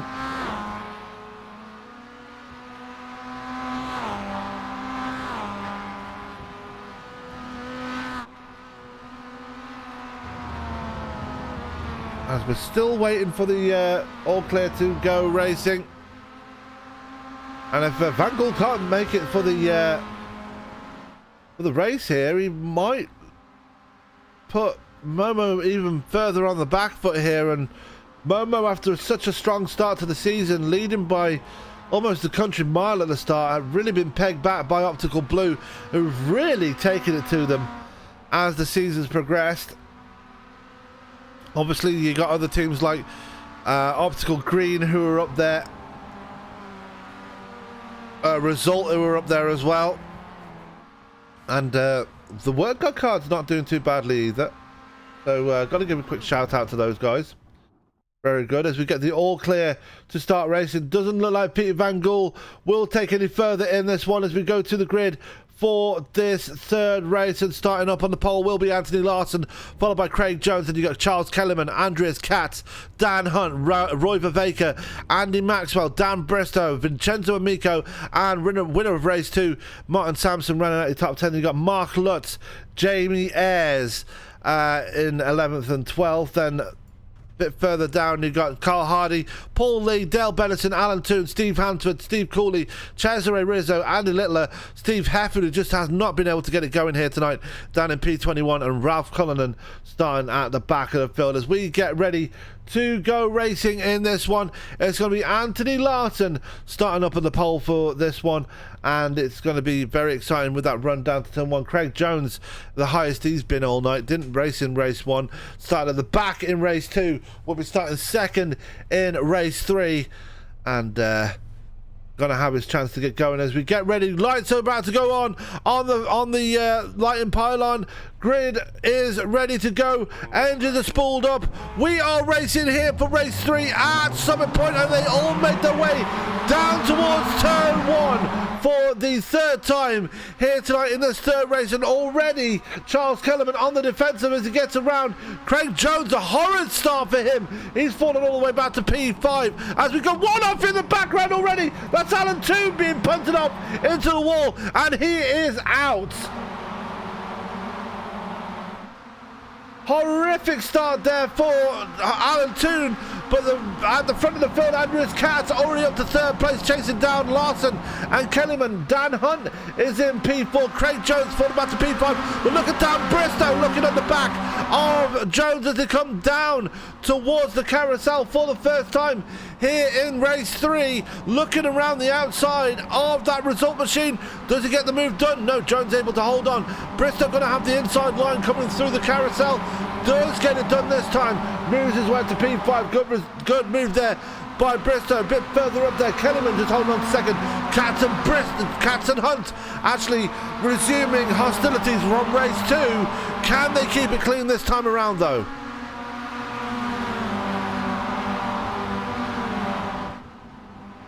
Through the final turn for the first time in race 3, and we are just making our way down, and Larson out to a decent lead already as Kellyman choosing the inside line, going defensive on Katz and Hunt, but Katz and Hunt are already ahead. Kellyman filing back in line just in front of Dan Bristow, and that's crucial, but Bristow going to go for it anyway. Big dive on Kellyman.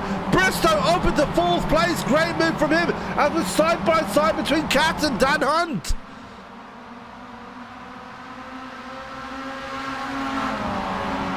Up through Wooden Bend, and Katz able to hold on ahead of Hunt. Larson off ahead of him. Larson goes off from the lead.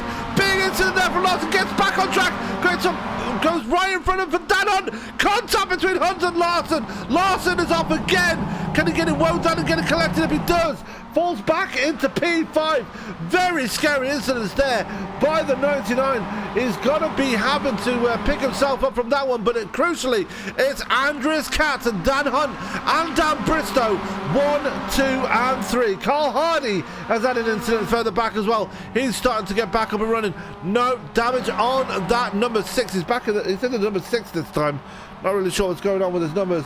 As going back to the front of the field, Katz, Hunt and Bristow, 1, 2, and 3 once again as it was in race 1. As here comes Dan Bristow now, looking to take the position away from from Dan Hunt at least. Is he going to go for a 2-for-1 special here in towards turn 1? He won't turn it down at least as he's side by side with Katz coming down to turn 1. This is a big battle between these two in towards turn 2. Turn 3 now through Wooden Bend. Still side by side going through there. Bristow has to go for the gravel. Still keeps it up there. Will hold on. Can he get the lead away? Kat's going to try and send it around the outside through his favourite corner now. Will diving down there, but Bristow's still holding on. It's looking like deja vu all over again as Katz has a big slide coming out of turn 5. Hunt able to get through. Hunt just trying to get the monkey off his back tonight right now. Thank God you came back. I was losing my breath right there. Timing is key. Vincenzo Amico is up into P6 from where he started. He's up 3 spots already. One driver that's had a poor start after winning race 2. Martin Sampson has dropped 2 spots down to P2. Larson back up to P4 after such a scary moment there going through Wooden Bend. Yeah, there was a big moment there for Larson as Amico all over the back of Charles Kellerman now will look to make the move to get himself up into the top 5. Kellerman goes wide. The 78 of Amico keeps it right on that curbing, and Amico has the advantage for right now. But again, we've seen it all night long that going into turn 3, the inside line has a big advantage. Kellerman going to give the spot up. Yeah, and that moves Amico up to the top 5. Rover Baker right there as well, the Dutchman right on the back, the Belgian, sorry, right on the back, and we got one off in the background there. That's Mark Lutz, who's got a severely damaged car on the exit of Wooden Bend. We'll try to see, let me see what happened to Lutz here, as it was him and Andy Maxwell, I think. Well, Lutz had damage from before that. I think Lutz and Maxwell might have had an incident. Lutz was leaving pit lane. But Lutz already had that damage on his car. I wonder what happened to him. I'm going to take a look a bit further back and find out. I don't see what happened. But going back to live pictures now, still very much on. And it's the same 3 that were battling out for race honours in race 1 that are battling out for race honours in this one. In race 3, it's Dan Bristow, Dan Hunt, and Andreas Katz going for it. Yeah, and wouldn't you know, but 4th and 5th are also the same with Larson and Amico. They might be in a different order, but this is looking like a carbon copy of race number 1. And we said it during the session switches there. Hunt said he was annoyed after the first race. I can't imagine the red mist that he's seeing right now after race 2. Yeah. Losing another race win after contact between himself and Andreas Katz, and as hostilities resumed between the 07 and the number 1. And I don't know if you noticed here, Frank, but our new driver, Carl Hardy's got another new number on his car. He's the number 6 now. He's going for it. He's going for the record, I think. Yeah, lots of new numbers as he's currently racing it out with Jamie Ayres and Cesare Rizzo. Ayres still at the back of the field. Rizzo's not been able to get going at all tonight. Biggest mover of the race so far is Mr. Steve Heppard from the back of the field. He's up to P9 now. Yep, doing a great job, up 12 positions. Ralph Cullinan not that far off of him either, in 11th position. Started stone dead last here in this, and going back, he's about to, he's putting on a fight against Paul Lee here as the 74 of Craig Jones looking for a spot on Charles Kellerman going down into turn number 1. Jones on the inside will make the pass for that result team. Ralph Cullinan on the outside gets around Paul Lee, so 2 positions in 1 corner for the result team. Yeah, very good moves there by those 2 drivers, but we've got a battle right up at the lead now as Dan Hunt is all over the back of Dan Bristow. It's the battle of the Dans here coming down towards the carousel here, Frank. Yep, absolutely, and Bristow able to cover off that move going down into turn 5. I think Hunt also trying to cover off Katz as well as to why he made that decision to go as low into turn 5 as he did. Larson, though, now starting to run away from Vincenzo Amico as Hunt all over the back of Bristow. Yeah, and this is going to be crucial. He needs to make a move. He's not waiting around, is he? He wants that move before the final turn. He's going to have to wait, though. He's filing behind Bristow and try and get the move down and towards turn 1. Here we go. He's going to get the run now into this first corner. Can he get the big dive that everybody else has been making so far in the previous races? He's opted for the outside line in this one as Bristow defends on the inside. I'm surprised Bristow would give up that outside line so readily as contact is made, and Hunt still sliding off. Hunt just now getting off the brake. Hunt, I think the front wheels are locked up on that 07. He's damaged the front right wheel on that car. And it's not going anywhere. The suspension is gone on Dan Hunt's car. Yeah, it's gone. Hunt is out, and it's just going to compound his day here today. One man that won't mind is this man in P11. He might be down in P11, but this result will give him the championship lead if all goes well here for Martin Sampson. Yep, give it P10 right now as he gets around Paul Lee for that position going into 5th place. I think we spoke to Dan Hunt at about the perfect time we could have, because man, just what a day he has had. He said he was annoyed after the contact with Katz and Bristow in race 1. Gets spun out from the lead on the final lap by Katz in the second race, and now contact between him and Bristow for the race lead, albeit at the halfway point, puts him out here. This has been a horrific day for Dan Hunt in the 07. Watch out for Anthony Larson. Through that contact between the top three, he's caught up with Bristow and Katz, and now we'll be looking to bring that Ronin Sim Sports car to the top of the podium now. We saw Vincenzo Amico win 2 races last week. Now might be the time for Anthony Larson to put his name on the board. And Larson did a 120.02. Bristow and Katz, with all the contact and battling that they did a 24.7 and a 28.4 that last lap respectively. But the biggest equalizer now is Larson has the draft off of Andreas Katz, and Vincenzo Amico still has the draft off of Larson. That he does, and Amico not as close as he wants to be, but he will try his best to get up there. Roy Viveka up to the top 5, just ahead of Steve Hefford, who's still making progress here, Frank. He's up to P6 now in that number 72 Momo machine. Hefford just put his fastest lap of the race down last time around at a 1:19.89. So Hefford really turning it up, plus 15 from where he started. Ralph Cullinan in ninth, plus 13 from where he started. Roy Viveka right now has a lot of guys hungry behind him in that number 14 Optical Blue machine. Hefford is going to be a hefty threat. Yeah, as fastest lap that time around went to Andreas Katz. Larson not too far behind, as this battle is going to go right to the wire here for this top 3. Amico still starting to fade here. He is losing that draft off his teammates, so really needs to be careful. Doesn't want to lose it too much with 4 laps to go. As behind them, Viveka really going at it with Steve Hefford right now. Yep, and Katz for the race lead to the inside of turn 4. That gave Bristow the outside for turn 5.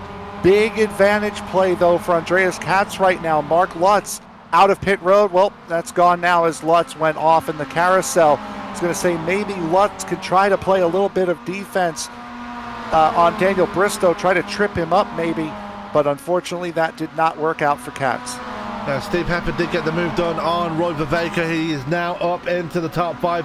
Great run for him, and I think I'll be speaking to him at the end of this one, because I want to pick his brains as to how he was able to make up so many positions in this race. Great run for him so far. Craig Jones currently has AM category honours, but he has Kellyman and Cullinan right on his tail. This AM race is really going down to the wire as well.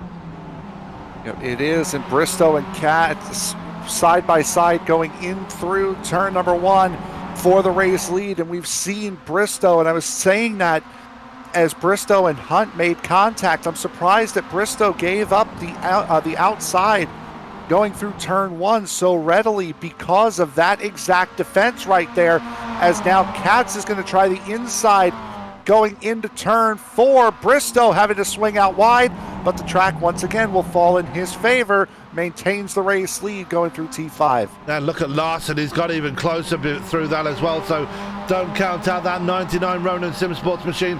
He is looking hungry right now, but no more hungry than Andreas Katz, looking for that first race win since coming back after 2 weeks off.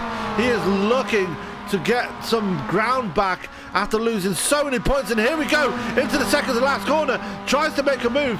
Bristow covers him off though. Yep, there was a shove to the bumper, and that's why Katz has been so aggressive here today. He's been trying to pick up time that he lost. He's been trying to pick up points that he lost over these last couple of weeks, trying to get wins the best way to do it. As he goes to the inside of turn 1, Bristow to the outside. I'm expecting the same old story here. Bristow able to hold on through the outside, but it looks like Katz got off of turn 1 a little bit better than Bristow did this time, but Bristow's got that car wound up. Side-by-side contact. Bristow's going to maintain the lead going into turn 3. Yeah, and Katz going to have the better line going through Wooden Bend and doesn't get the advantage though, as Bristow has the inside line. Crucially though, Katz is going to have the inside line going into turn 5 here. Does he make that dive he did in race 2? Does make the dive, but Bristow able to stay with him. Contact again between those two as they come up towards the carousel.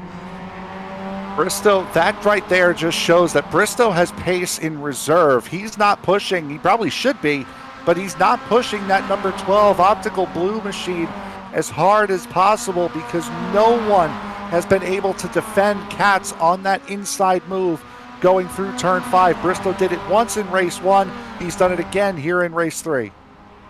Yeah, as we come now to the final lap of the race now, Bristow, Katz or Larson, it's got to be one of those three claiming the victory here tonight, and surely lightning can't strike twice for Andreas Katz, and surely he can get it away. It's contact between Bristow and Katz.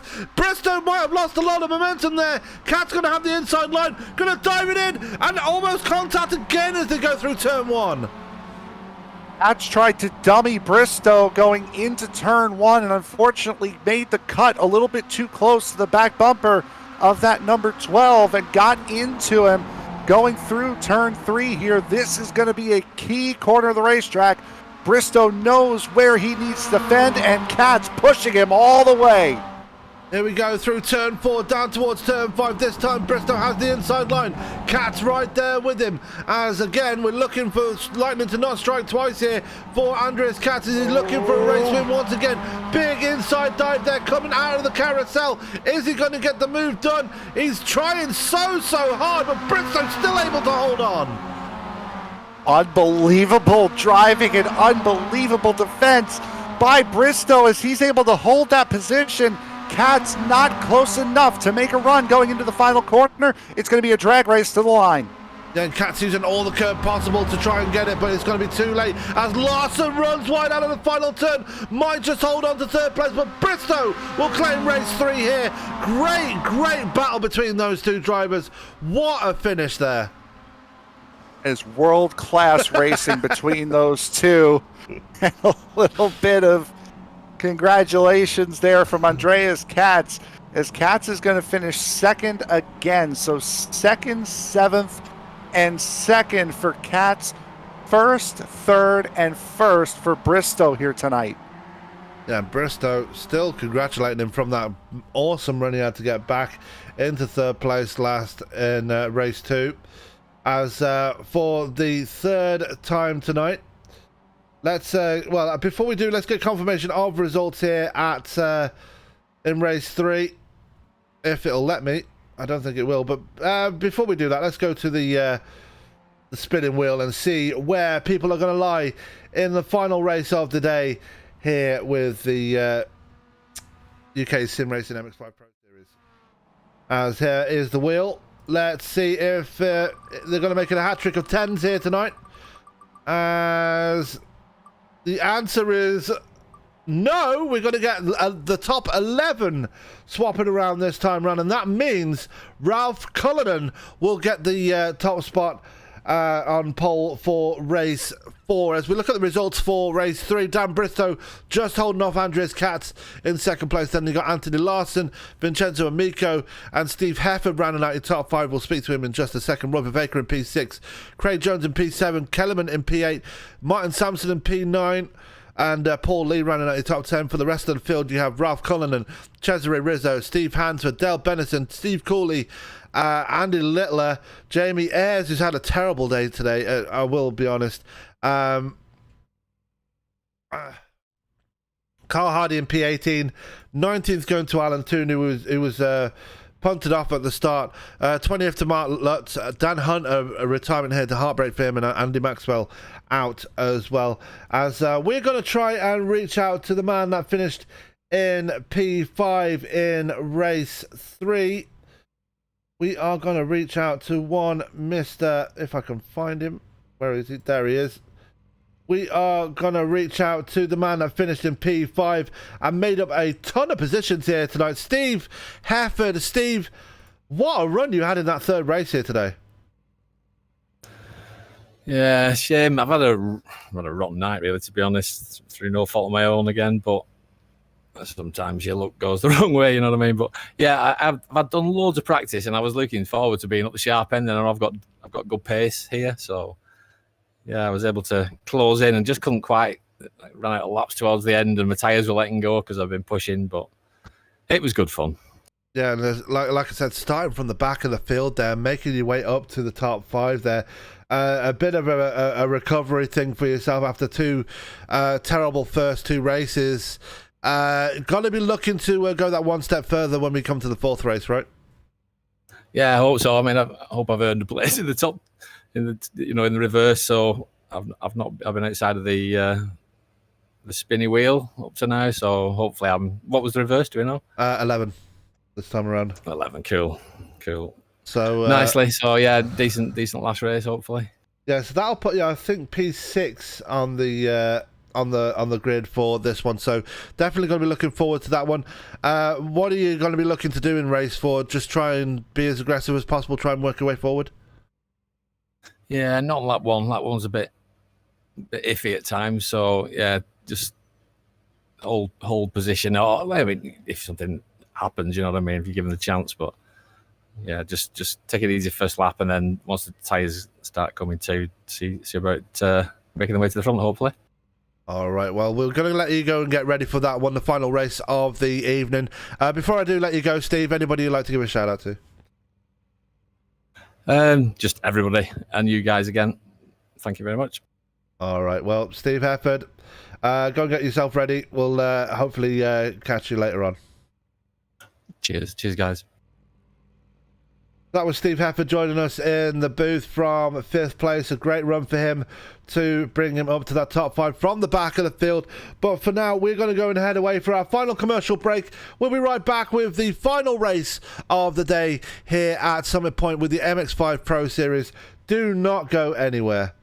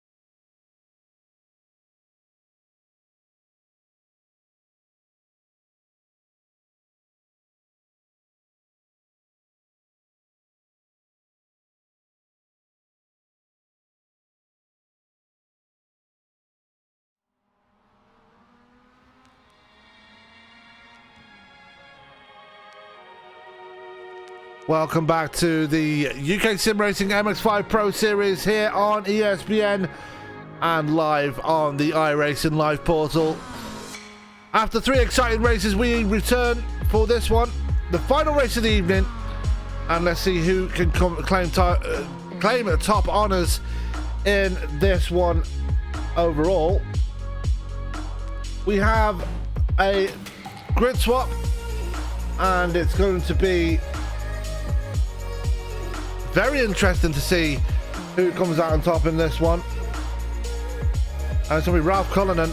I believe it's Ralph Cullinan. I believe it's going to be on the pole for race 4. So going to be very much looking forward to this one.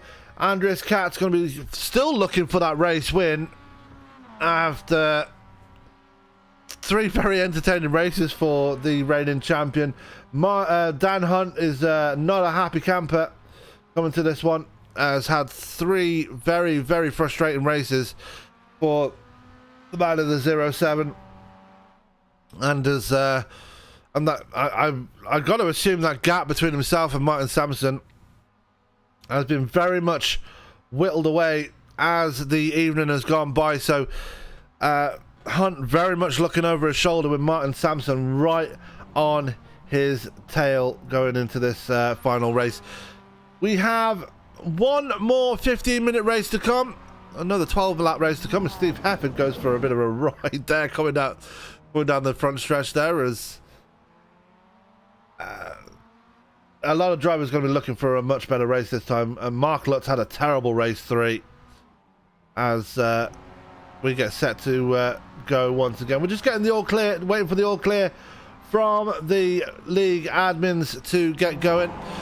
Just a bit of a shout out, big thank you to Mick Barry, who has been operating in the background and getting these races set up. So big shout out to that man right there. Shame we couldn't see him on track, but good to have him with the guys, just setting things up as we transfer between races. Big hello to Pete Newman, who was watching earlier. Peter Van Gould's been in the chat as well. Unfortunately, he called it a night early after race 2, and shame we can't see him for the final race. But yeah, this track can be very frustrating sometimes for some drivers, and hopefully we'll see him back next week for Donington Park. But now, just one more throw of the dice for these drivers to see if they can come out on top in this one. Just seen a nice little battle between Roy Vervaker and Martin Sampson there. Bit of an inter-team battle between those two. And it's almost ready to go.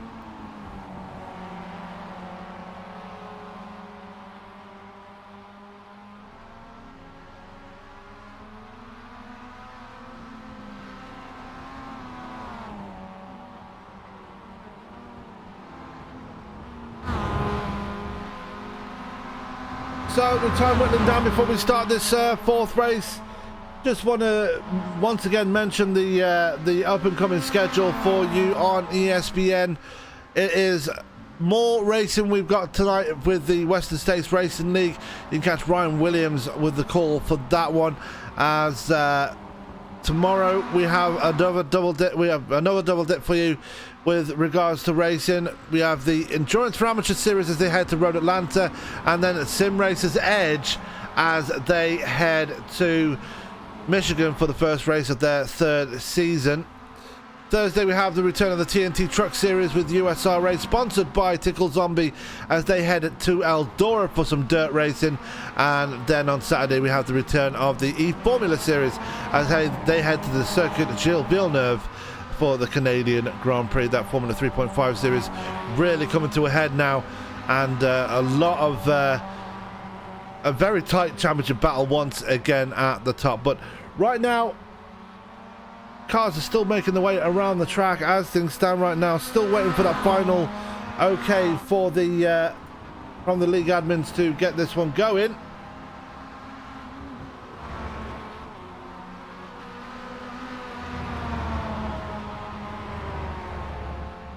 So just please bear with us for 1 second while we finally get the final things sorted out for this one.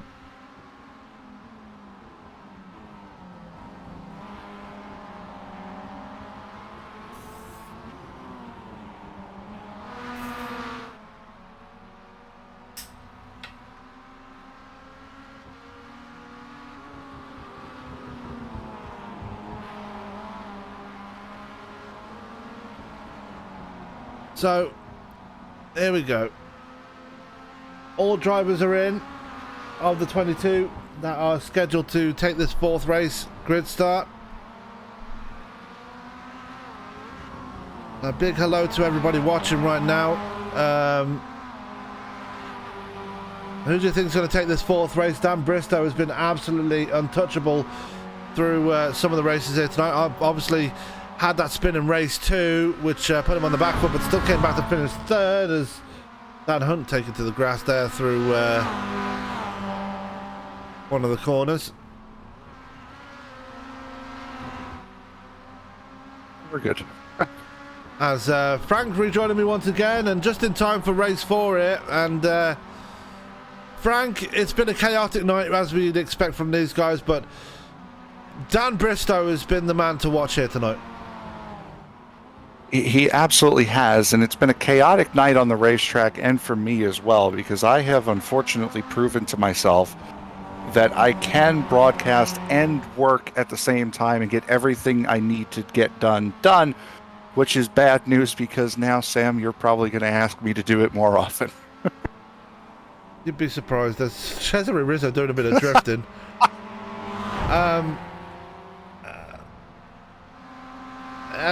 Yeah, it's it's been a night. Yeah, it's been one heck of a night here tonight on ESPN, and don't forget, like later tonight we do have more racing action. I'm pretty sure you're in the production truck for that one, aren't you, Frank? I am. It'll be the Western States Racing League. It'll be round number 2 of season 45 for them. It'll be at Texas Motor Speedway. I believe, as Sam has mentioned, it'll be either either Ryan Williams or I think Ben Bruno. Maybe we can get Byron, or maybe we can get Tony in the booth if Ben cannot fill in. I think you just went through pretty much the rest of the week just now, didn't you? Yeah, and the one thing I'm looking forward to this week is the return of Sim Racers Edge. Brand new season, head into Michigan. And from what I'm reading in one of my chats, a new start time as well, it sounds like. Oh, is there? Oh, yeah. Would have been nice to know. Yeah, I know, right? Yeah, that's...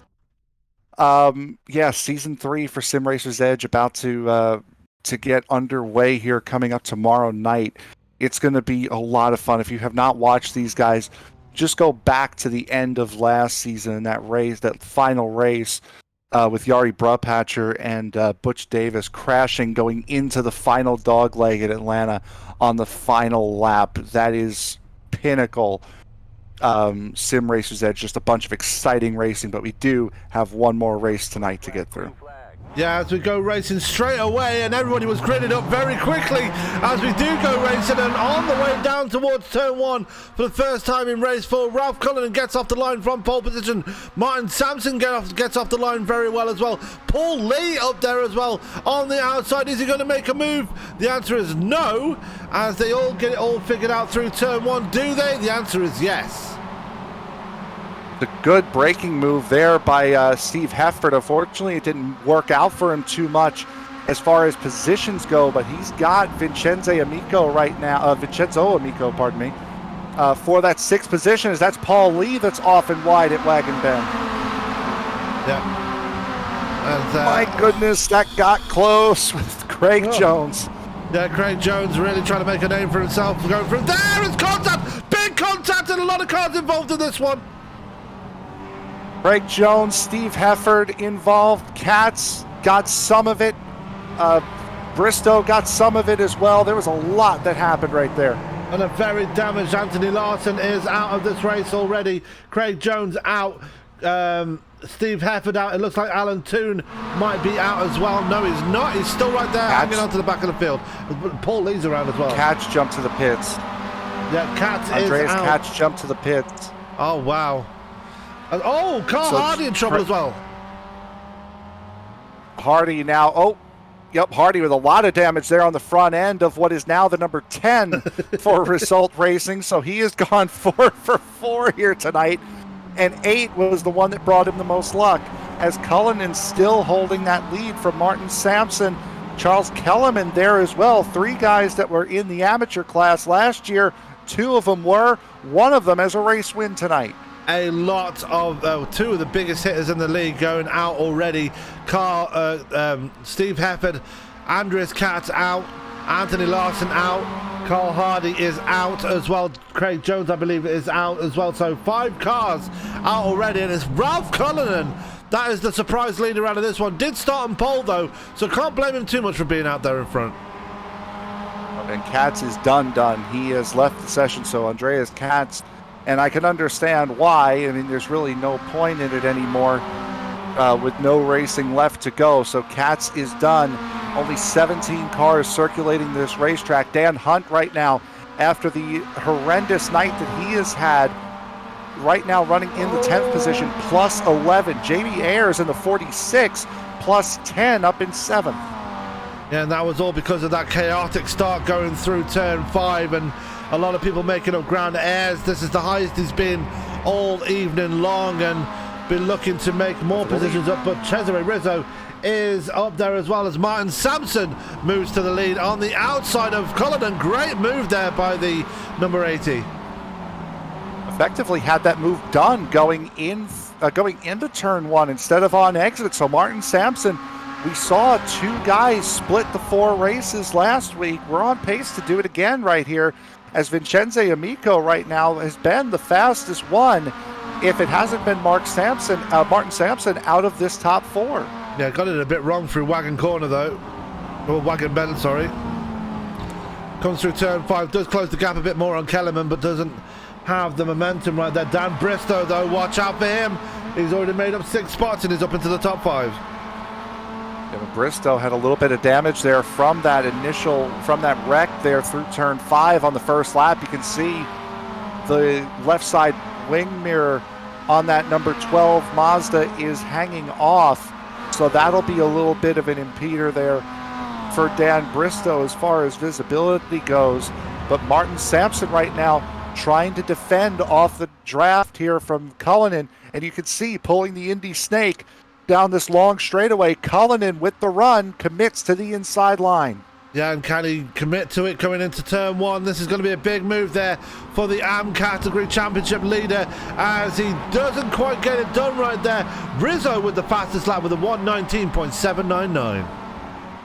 Yep, Rizzo flying right now in that 47, and he has been a very, very quiet one here tonight. I thought he was going to have a lot better a night than he has had so far, but Cesare Rizzo right now having his best run of the evening, plus 6.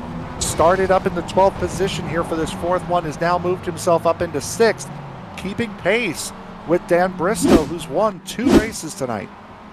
Yeah, Bristow struggling early on in this 4th race.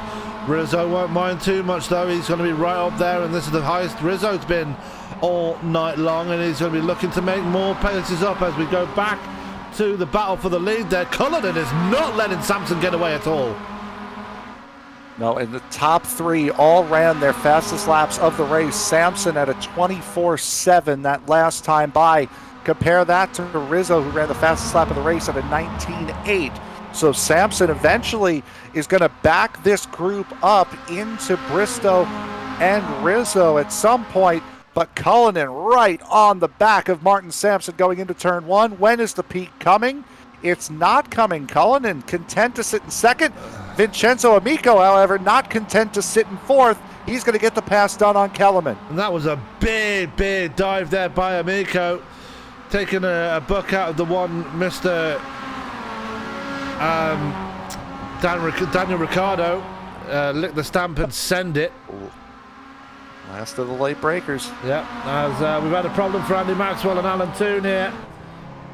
Maxwell with some severe damage. He's going to be another retirement for him, and that's going to be really bad for him because he is trying to chase down Cullinan in the AM category championship.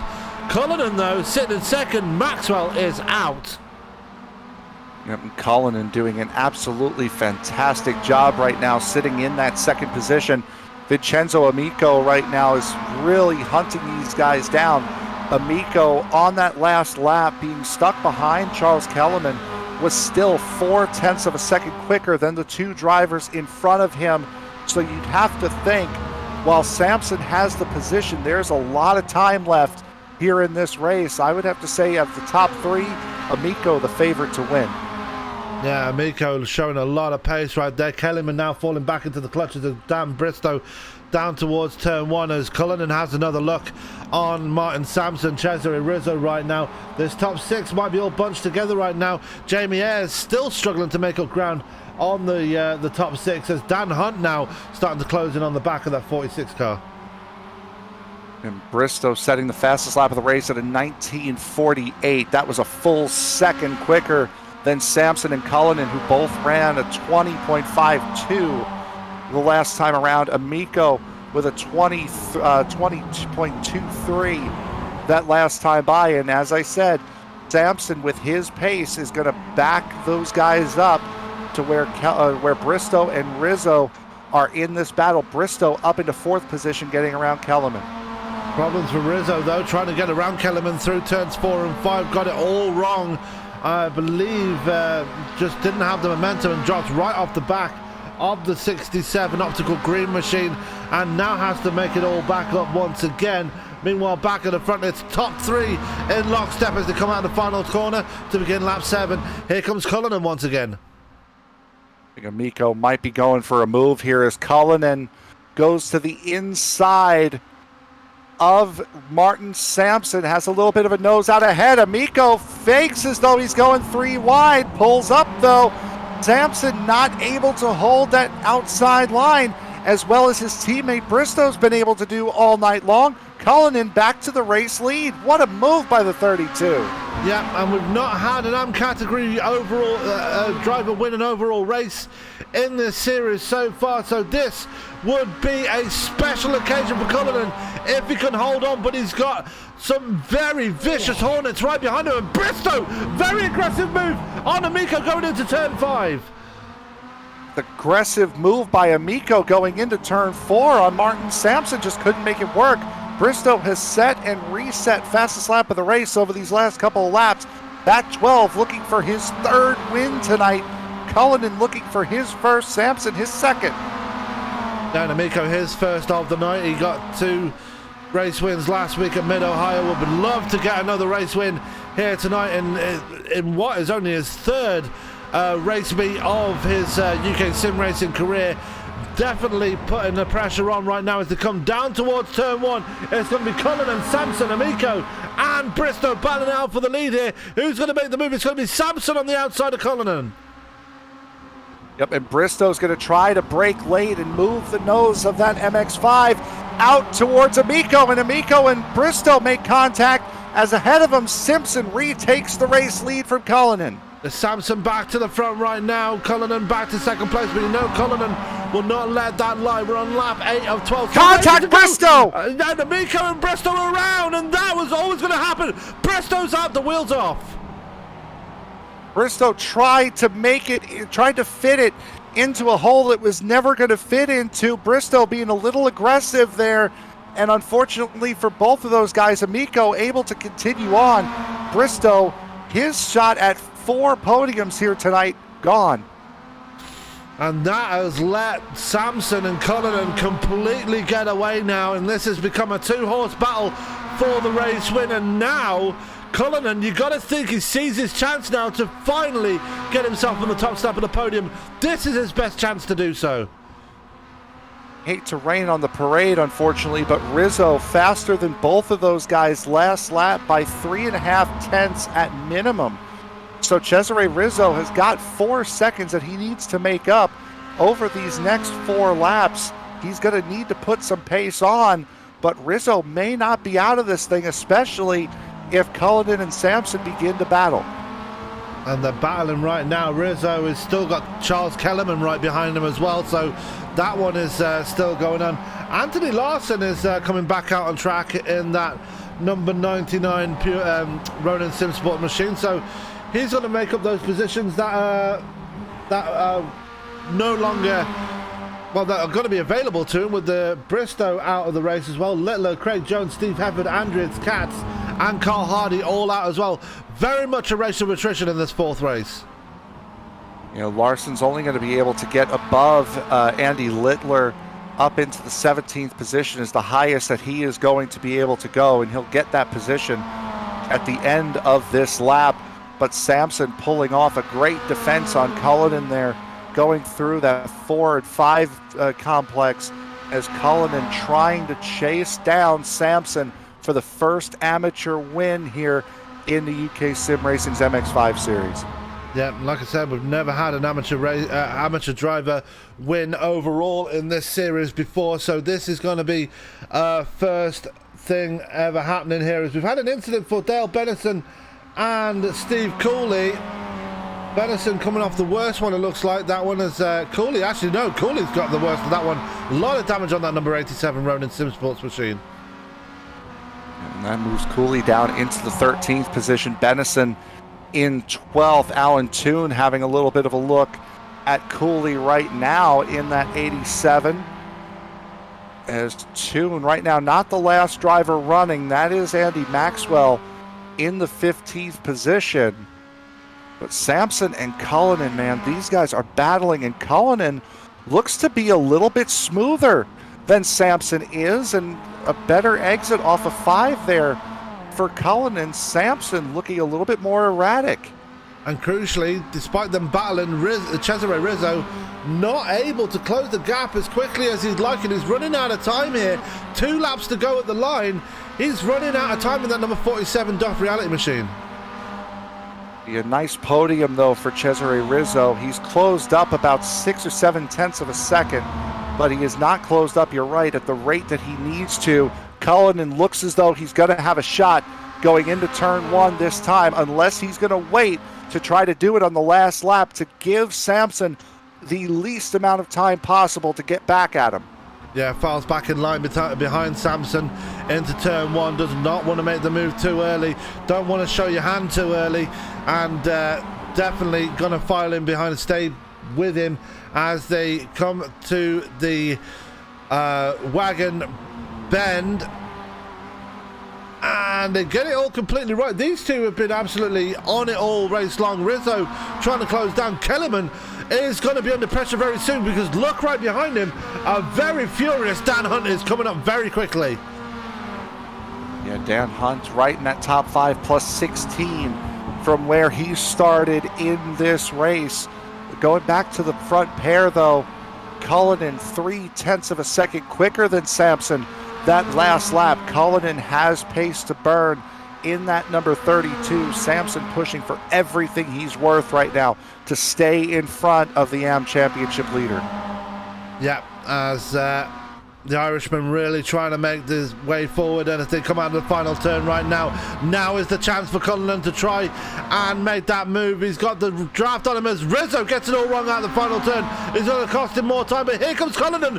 Big dive now coming to the inside of Martin Sampson as they come down towards turn 1. Is going to make it stick. Big dive there by Cullinan, and Cullinan might get it all wrong, cross himself over, and that's going to give Sampson the run out of turn 1 as they head towards turn 2. Yep, but Cullinan still has a little bit of position on that number 80 of Sampson. He's going to go and try to dive it in there side by side. No contact somehow. Sampson able to hold on. Cullinan really needs to scramble now. Yeah, he does. He needs to make a big move and make it very quickly as he comes through turn 5 right now. Sampson just holding on. Cullinan really wants this win.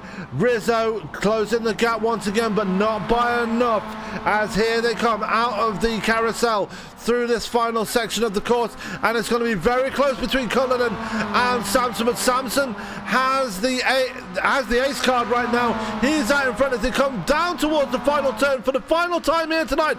Can Sampson hold on from Cullinan? We'll find out right now through the final bend. This could be the championship lead that Sampson was looking for. After this one, he will get it. He'll cross the line. Sampson, for the second time tonight, will win at Summit Point. And here's an interesting point here, Frank. Optical Blue have won every single race here this evening. Yep, we saw Pete Newman and Vincenzo Amico split the races last week. Now we see Martin Sampson and Dan Bristow split the races this week. It's dominating performance tonight from Optical Blue, as you're right, Sam, taking all 4 race victories. Yeah, And Kellyman, great result for him. He was able to hold on to that 4th spot ahead of Dan Hunt. The gap was 3/100th of a second of the line between Kellerman and Hunt at the end there. Incredible night of racing. And Hunt, this may not be his best finish tonight, but this was certainly his best race of the night from start to finish. We saw him battling in the top 3 in the first race. We saw him get spun out of the race lead on the final lap in race 2. Race 3, the contact between himself and Ayers. In this one, he has a clean race, up 16 positions from where he started. Best race of the night overall for Hunt tonight. Yeah, and with that, we are going to get the results up to you in just a second. But first, we're going to reach out to one Mr. Ralph Cullinan and get his perspective on how things went here this evening. And Ralph, you really put it all on the line here tonight, and just came up short, but that was probably your closest attempt at coming out on top all season. Yeah, pretty much. I was. I just wanted to keep the guys behind us, so I didn't want to race them too much, But when the opportunity arose, I had to go for it. But try and keep the two of us at speed. But yeah, I just, it was just keeping an eye on the rearview mirrors and hoping that maybe last lap or the lap before I could get past. But fair balls to Martin. Just he raced professionally, and we had a lovely clean race, and we take the win, and fair balls to him, Excellent. Yeah, the stage was set for you and Martin after the demise of a lot of drivers around you. That must have made things a lot easier with trying to battle for that race win as the race went on, right? Yeah, definitely. I saw the gap, and then I saw Martin was making a move, and I thought, well, look, it's easier to follow than it is to lead, so let's just go for it, and just try and stay behind them. But I don't know what happened behind. I'll have to have a look at that. Mayhem, I believe.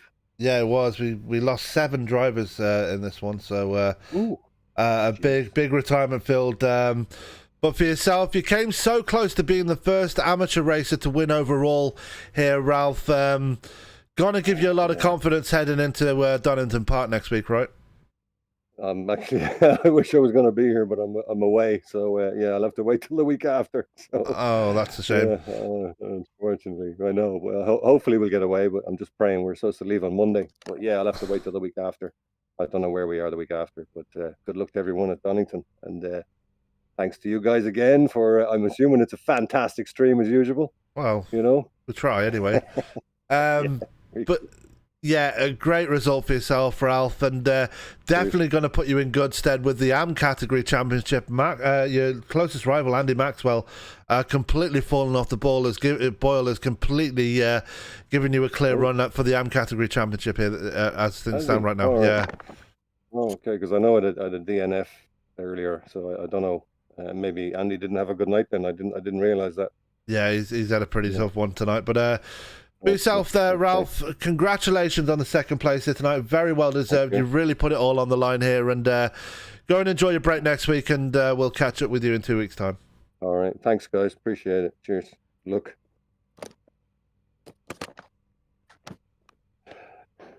So that was Ralph Cullinan joining us in the booth right now. We're going to switch things over to one Mr. Martin Sampson. And once again, Martin, you put on one heck of a show here tonight. And well, it's like waiting for a bus. You wait for 1 and 2 come along at the same time, right? Oh yes, definitely. Yeah, yeah. That's how it feels tonight. I think. Yeah, absolutely brilliant. Yeah, but let's talk about your team right now, claiming all 4 race wins here tonight. You got to be proud of that Optical Blue team here tonight, right? Oh my God! Yeah, absolutely amazing. We said after race 2, after Daniel won race 1 and I won race 2. And we've been saying it, wouldn't it be nice if Optical got all 4 wins for the night? So yeah, absolutely amazing, absolutely brilliant. So yeah, and I think that's the first time a team has done that since the league started out. You set a precedent here. This race win will more than likely give you the championship lead now heading into Donington Park next week. You've got to be absolutely beaming from ear to ear right now. Yeah, well, this is why we put the team together and all that, because the whole idea was it to go for the team championships in the pro category and the amateur category, and then look for the individuals. But yeah, no, absolutely over the moon, and that the way all of our optical drivers drove tonight, and that absolutely brilliant. Yeah, and talking of your AM category team, obviously Optical Green had a tough night here tonight. They had a good start, but Andy challenging for the AM category championship, really having a tough one here tonight. Yeah, unfortunately, Andy was been having software issues, whereas Will kept disconnecting, which is such a shame in that, because Andy's can be quite a rapid driver. So yeah, so for him to have wheel problems, it just put a little bit of downer on the night, to be honest. Yeah, but still very strong for both teams. Still in the top 5 in the team championship. Still looking for more glory. What are your thoughts heading into next week? We are off to, we're off back to sunny England. We're off to Donington Park next week. I'm looking forward to Donington. Absolutely love that track, and it suits the MX-5 so well. So yeah, lots of long, fast straights, fast corners, and that. Yeah, so really looking forward to that one. All right, and before I let you go and celebrate, I know your whole team is going to want to go and celebrate after this one. Once again, just give us your shout-outs and just who's responsible for putting those optical cars in victory lane here tonight. Well, you got all the optical guys, me, Daniel, Roy, and then you got Charles, Steve, and Andy. We're all close mates as well. We talk all the time and all that. We have a good laugh together, so which certainly helps and all that. No, it's just a really good night for us. Really good night. Yeah, couldn't have ended in the best. You couldn't have ended any better for yourselves. But Martin, congratulations for both and you and Dan. We tried to speak to Dan earlier, but he must have gone to the bathroom or something when we tried to speak to him. But yes, he did. Yeah. But anyway, congratulations for you and your team. Really put on a great show here tonight. Looking forward to seeing what you can do next week when we head to Donington Park. Lovely. Thank you very much, guys. That was Martin Sampson joining us in the booth from the winner's circle here tonight. Great driving from him tonight and really putting on a great show to get those 2 wins. And Optical Blue just wiping the board here tonight with all those race wins. But let's get confirmation of your results here as we get ready to finish things off here. Martin Sampson picking up his second race win of the night as Optical Blue claim all 4 race wins on the night.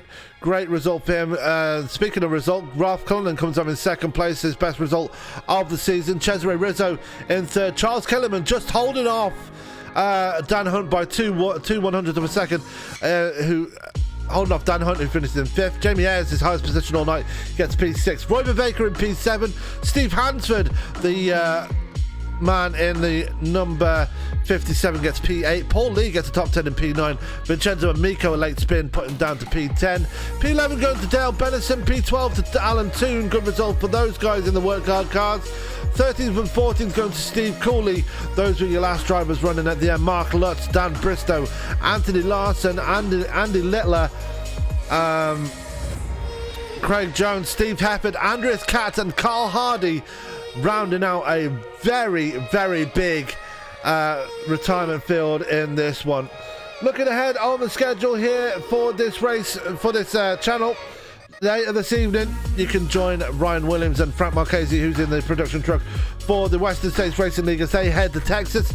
Then tomorrow night we have the Endurance for Amateur Series as they head to Road Atlanta, and the return of Sim Racers Edge as they head to Michigan for the start of Season 3. On Thursday we have the return of the TNT Truck Series as they head to Eldora with their series sponsored by Tickle Zombie. And then on Saturday we have E-Formula as they head to Circuit Villeneuve for the Canadian Grand Prix. Great racing all around for everybody, but more importantly, great racing for Optical Blue, who swept the board here tonight as a team, and Martin Sampson picking up his first 2 race wins of his UK sim racing career. Dan Bristow continues his charge at the board and gets 2 race wins as well. But we have got to get out of here. We are done until later this evening. Don't forget to check us out with the Western States Racing League. But for myself, Sam Cooper Bennett, and for my broadcast partner Frank Marchese, all that's left for me to say is keep it clean, keep it green, and we will catch you later tonight when we head to Texas with the Western States Racing League. Have a good night.